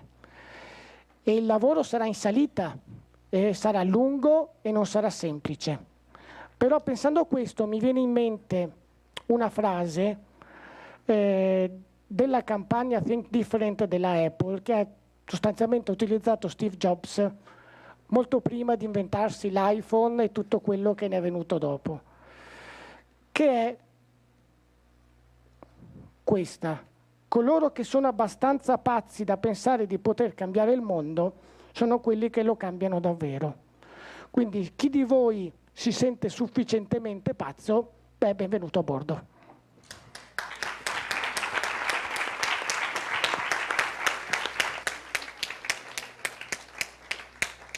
Bene, non è, siamo ben carichi di pazzia. Allora, grazie Marco. Qui abbiamo la possibilità di fare domande sia a Lorenzo che a Marco, o eventualmente anche agli altri. Abbiamo 5 minuti, quindi vi chiedo solamente di essere sintetici negli interventi. Grazie. Mi chiamo Riccardo Varotto, accompagno come collaboratore esterno un servizio del Comune di Venezia, citato da Marco, appunto abbiamo avuto più occasioni di confrontarci. Il servizio che grazie al percorso della DGR 448, Lab Altobello, Lab Extra, è arrivato dopo un'analisi di elaborazione a creare quello che è istituito come servizio di welfare aziendale, quindi rivolto a quei circa 3.200 dipendenti di un comune come quello di Venezia. Quindi sto spostando nel lanciare la mia domanda rivolta insomma ai relatori il punto di osservazione che assolutamente rimane valido e opportuno di un'amministrazione comunale che elabora policy, che eroga servizio, che può aiutare nel tema appunto citato da Marco dei tempi della città. Allora, la mia domanda è questa, senza andare fuori tema, per quanto può apparire impopolare in questa epoca, no? Parlare di welfare aziendale rispetto al dipendente pubblico, tutelato, sindacalizzato, eccetera, eccetera, però in realtà ci sono, per chi analizza il contesto, una serie di elementi di novità, e quindi mi viene in mente Lorenzo Bandera rispetto alle alleanze locali, esperienze, ho sentito piccoli comuni, ma anche invece di dimensioni pari a quelli di un capoluogo, quanto sia possibile immaginare di poter intervenire su cosa fare leva, piuttosto quali siano le criticità, quindi aiutarci, suggerirci in che modo poi eventualmente anche dentro questa rete poter attivare qualcosa che sia rilevante, proprio perché è un percorso che che sta iniziando sostanzialmente con questo nuovo ruolo istituzionale, ma penso anche all'aspetto contrattuale, Massaglia, rispetto all'Arsenale 2020, allora le diverse categorie aziendali, quanto appunto è impensabile ragionare tra pubblico e privato, se si può considerare azienda in questo caso comune, quali sono gli elementi invece dai quali si può mutuare, o come anche l'aspetto fiscale appunto citato da prima da Pascello, ecco, sulle partecipate sentivo quindi le criticità, quindi una suggestione in tal senso. Grazie.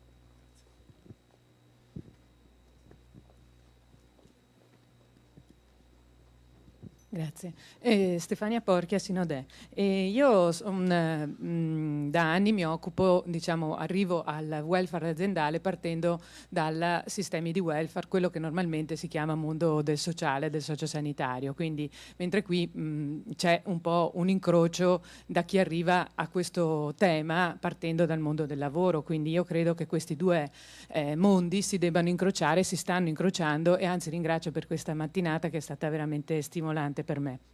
Vorrei fare solamente un'osservazione su una e che secondo me però è un filo che unisce un po' tutte le relazioni, cioè quello, e che è stato ripreso a un certo punto dal dottor Messaglia sul discorso di tutele più o meno presenti, e quindi una disparità rispetto a chi è lavoratore e su certe forme di lavoratore. E volevo dire una slide che è stata presentata verso la fine dal dottor Palazzo, in cui si metteva che il centro è il lavoratore cittadino, no? Il cuore. Allora mi è venuta una domanda alla Marzullo.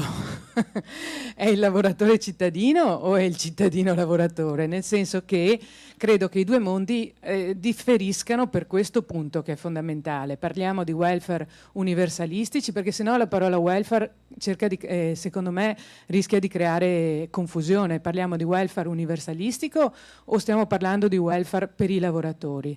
Questo mi è ancora un attimo poco chiaro, ma penso che se vogliamo che questi due mondi, diciamo così, del sociale e del sociosanitario più tradizionale, passatemi il termine, e del welfare come viene proposto adesso, bisogna che ce lo chiariamo. Grazie. Prego. Buongiorno a tutti, sono Giovanni Tufani e ci occupiamo con la nostra azienda di smart working. Volevo fare una domanda al dottor Bandera. Alla luce dell'esperienza maturata in Lombardia, c'è un limite dimensionale delle aziende per i quali comincia a sentirsi maggiore l'esigenza del welfare, oppure anche nelle piccole e microimprese comincia a maturare questo bisogno? Ottimo, io direi che vi faccio rispondere, anche perché qualcuno comincerà a aver fame, quindi non per niente. Non si mangia. Allora, io rispondo brevemente, dopo chi vuole inserirsi si inserisca alle prime due. In realtà non rispondo, nel senso che sono due temi aperti. Non abbiamo già tutte le risposte, altrimenti non saremo qui. Inizieremo da subito a lavorare su questo, già oggi pomeriggio, per cui per esempio il tema del ruolo degli enti pubblici, di come si inseriscono, fino a che punto, il tema delle risorse pubbliche rispetto alle risorse private, sia in termini di risorse economiche che di risorse di altro tipo, strumentali, umane e via dicendo. Sono tutti temi che, come dire, fanno parte un po' dell'obiettivo, se volete, io li ho collocati all'interno dell'obiettivo del pezzo del puzzle sul modello, ok? Fanno parte un po' del lavoro che faremo in questi, non dico in questi anni perché lo concentreremo nella prima parte delle varie attività, ma fanno parte proprio di un lavoro di condivisione in cui vorremmo provare a mettere sullo stesso tavolo punti di vista molto diversi. È chiaro che se io parlo con un comune e gli sto dicendo che ho delle esigenze di lavoratori che sono riuscito a individuare all'interno di un bacino di 3, 4, 20 aziende che comunque hanno lavoratori che gravitano intorno a quel comune, per quel comune quei lavoratori sono anche cittadini, per l'azienda restano i suoi lavoratori. Per cui è un tema che comunque, che ruolo ha il welfare, il secondo welfare rispetto al welfare pubblico, è una delle cose su cui vale la pena aprire dei ragionamenti e dei confronti e individuare in che modo le due cose concretamente si intrecciano e dove ognuno trova il suo ruolo e il suo spazio.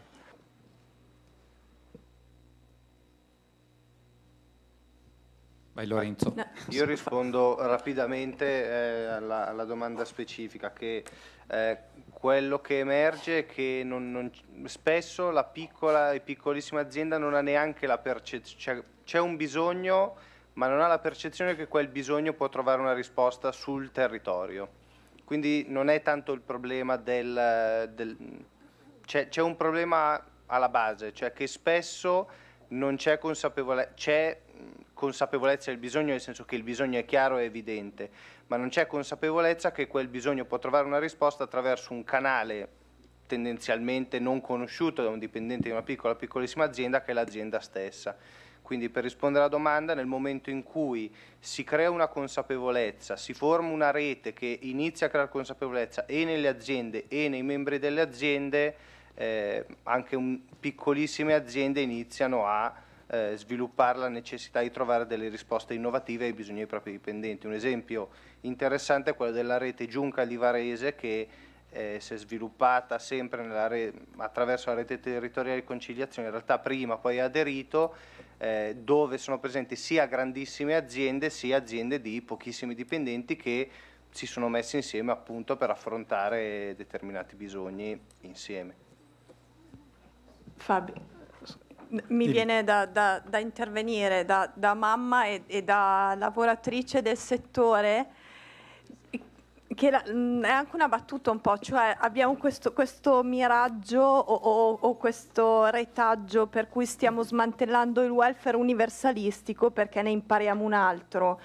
In realtà questo welfare universalistico prevedeva che mia madre non lavorasse, che i miei nonni dai 60 in poi accudissero qualcuno. Quindi abbiamo vissuto forse in un periodo di ricchezza in cui ci è sembrato che tutto funzionasse, ma si basava su dei pilastri che probabilmente avevano i piedi di sabbia e appunto d'argilla. Quindi io penso che quello che oggi faremo sarà cominciare a imparare tutti a maneggiare degli attrezzi nuovi. questi attrezzi nuovi ci stanno dando delle grandi possibilità, ce le stanno dando già dal 2000, già dal testo unico delle imposte sui redditi, ma non li maneggiavamo, non li conoscevamo. Ora probabilmente è anche l'occasione per ridirci che cosa intendiamo per universalistico, quindi per usarli propriamente e farci un'idea invece di quello che vorremmo fosse garantito a tutti. Certo che l'esercizio per cui, e oggi pomeriggio iniziamo a lavorarci, capiamo che cosa possiamo fare anche con le nostre competenze, le nostre forze e la nostra consapevolezza è il minimo, perché potevamo già ieri, ma chissà perché non l'abbiamo fatto, forse per pigrizia o perché non avevamo voglia di conoscerlo meglio. Bene, Manuela? Sì, anch'io volevo aggiungere qualcosa su questi due interventi. E rafforzando in parte quello che appunto stava dicendo Arianna sul primo punto, volevo invitare un po' a allargare il campo di percezione. Primo, per quello che riguarda il welfare aziendale, spesso i servizi offerti dal welfare aziendale sono offerti ai figli, ai parenti, dei lavoratori, no? Quindi a volte ha anche un effetto che va al di là del singolo lavoratore, ma della popolazione, diciamo, familiare intorno. Secondo, maneggiare questi nuovi strumenti, come ci diceva Arianna, consente anche di capire su dove concentrare le forze laddove ci sono pochi soldi, no? Io vedo spesso che anche per esempio in molti assessorati, faccio riferimento alle politiche regionali che si occupano di lavoro, ci sono un sacco di interventi di politica sociale. Nel sociale si fanno interventi che vanno più su altri versanti, cioè se riusciamo a maneggiare gli strumenti riusciamo anche a capire che cosa, no, di quell'universalistico si perde, e quindi è bene concentrare l'attenzione. Quindi è inutile che magari le politiche sociali facciano un balmundo sul welfare aziendale, potrebbero concentrarsi su quella componente, insomma, su rendere un po' più gestibile, cioè vedere poi tutti gli altri strumenti, anche quelli che possono coprire quelle categorie che resterebbero fuori se uno si concentra solo su una categoria, perché gli strumenti sono tanti, poi non c'è solo il welfare che sostituisce il welfare aziendale privatistico, che sostituisce il precedente. Invece sulla piccola volevo solo portare una piccola testimonianza. Nella mia esperienza noi abbiamo fatto piani di welfare in una farmacia di 10 persone e l'abbiamo costruito su misura. In un altro piccolo supermercato di 40 persone abbiamo adottato strumenti sofisticati di miglioramento, di gestione, come l'analisi degli sprechi che fanno gli ingegneri gestionali nelle grandi industrie, l'abbiamo applicata al supermercato e ne abbiamo trovato dei risultati. Diciamo, è chiaro che va fatto un vestito ad hoc, però ci sono esperienze interessantissime, ovviamente, che si possono fare con strumenti che sembrano banali, più semplici, ma che sono a tutti gli effetti welfare aziendale, cioè l'adozione e che sfruttano le opportunità offerte dalla norma, così come lo fanno le grandi aziende. Grazie. Manuela? È solo una provocazione per provare a comprendere la dimensione di quello di cui stiamo parlando. Noi stiamo prendendo una strada sulla regolazione del welfare che in realtà non ha una vera e propria regia, non è chiaro dove stiamo andando, non è chiaro non solo al sistema Italia, in genere a tutto l'Occidente, in Italia particolarmente se vogliamo, ma in genere questo riguarda tutto l'Occidente. Però la sfida, il passaggio è vertiginoso se uno ci mette la testa, perché la domanda di fondo è quanto accettiamo o quanto siamo disponibili ad andare come sistema economico di regole e sociale verso una società che non ha più il lavoro al centro. Perché se il lavoro diventa sempre di più esperienza residuale, io darò welfare forte a chi lavora e dovrò fare reddito di cittadinanza per chi non lavora. Se invece riporto al centro il lavoro, riesco a legare tutto il sistema di contributi, di assistenza sociale alla dimensione lavorativa.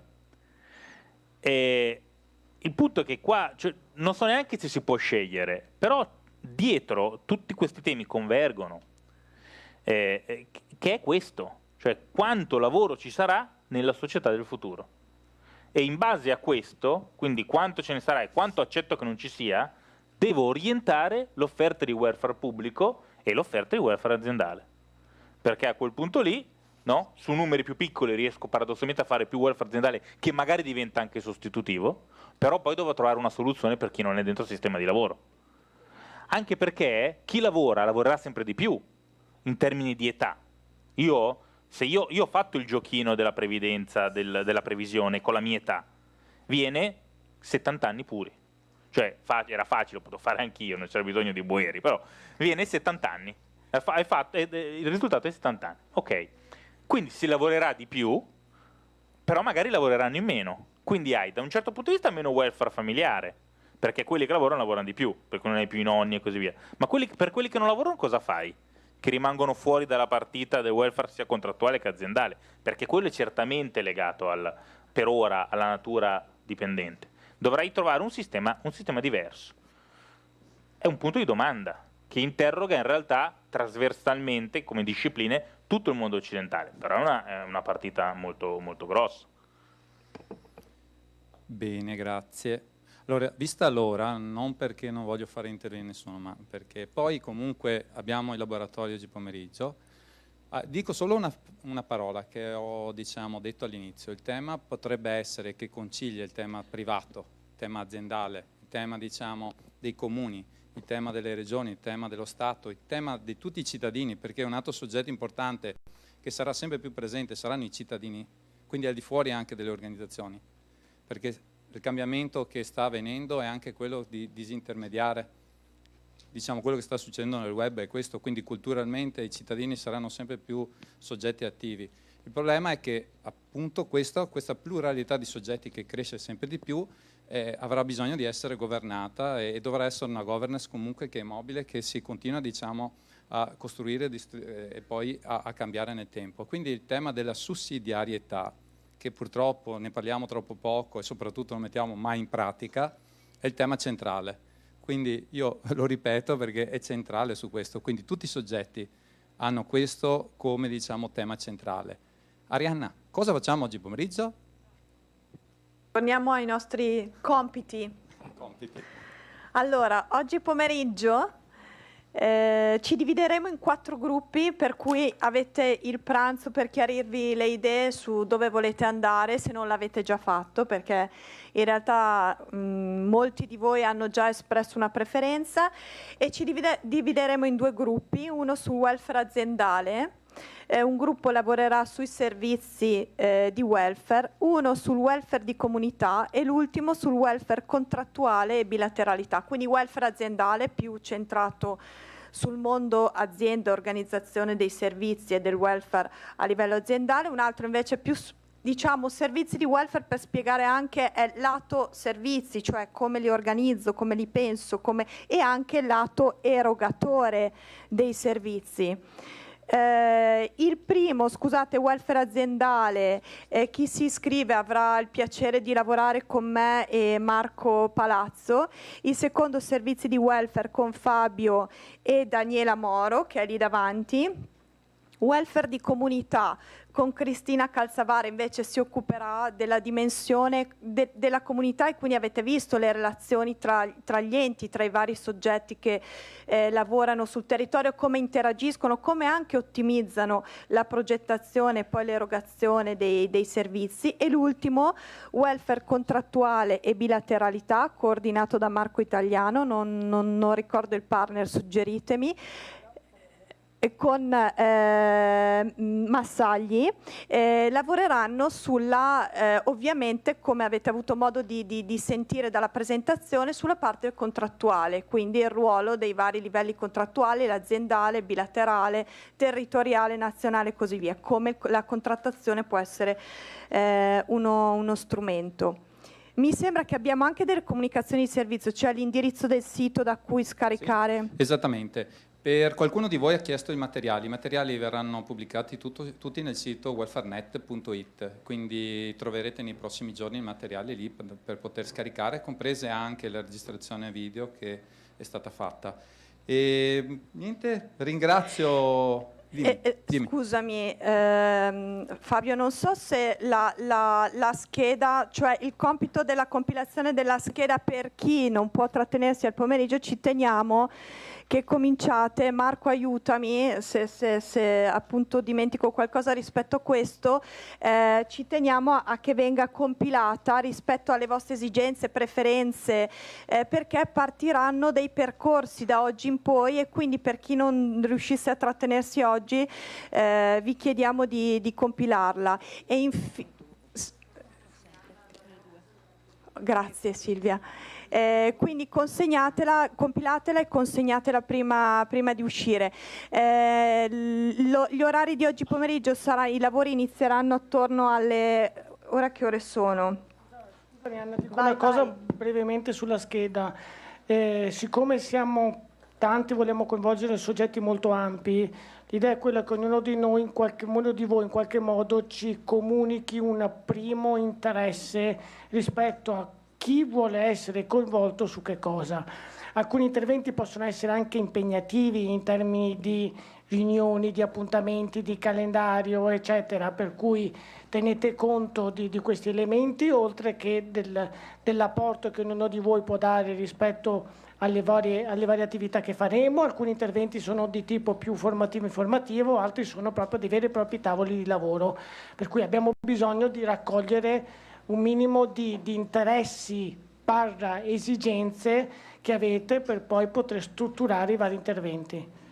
Scusate, non so se possiamo dire anche che l'orario delle 18, diciamo, da programma, in realtà la nostra intenzione è di chiudere prima, quindi vorremmo fare dei lavori di gruppo che si chiudono entro le 4:30, diciamo, e in plenaria tirare le fila dei lavori e chiudere per le...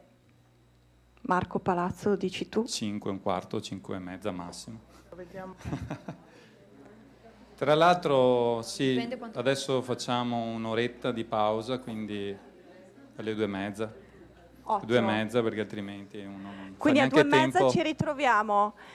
Dove trovano i gruppi? Perché noi non rientriamo qui.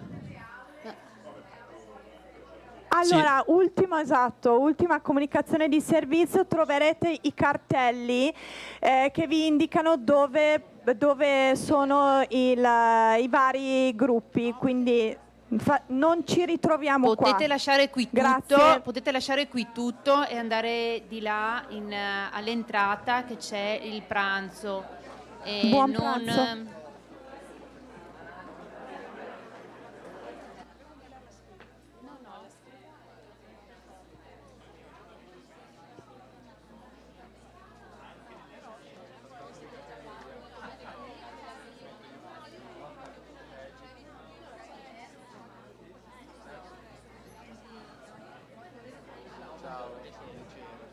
Io non ho avuto tempo, ti faccio una domanda di gruppo 30 secondi. Invece lato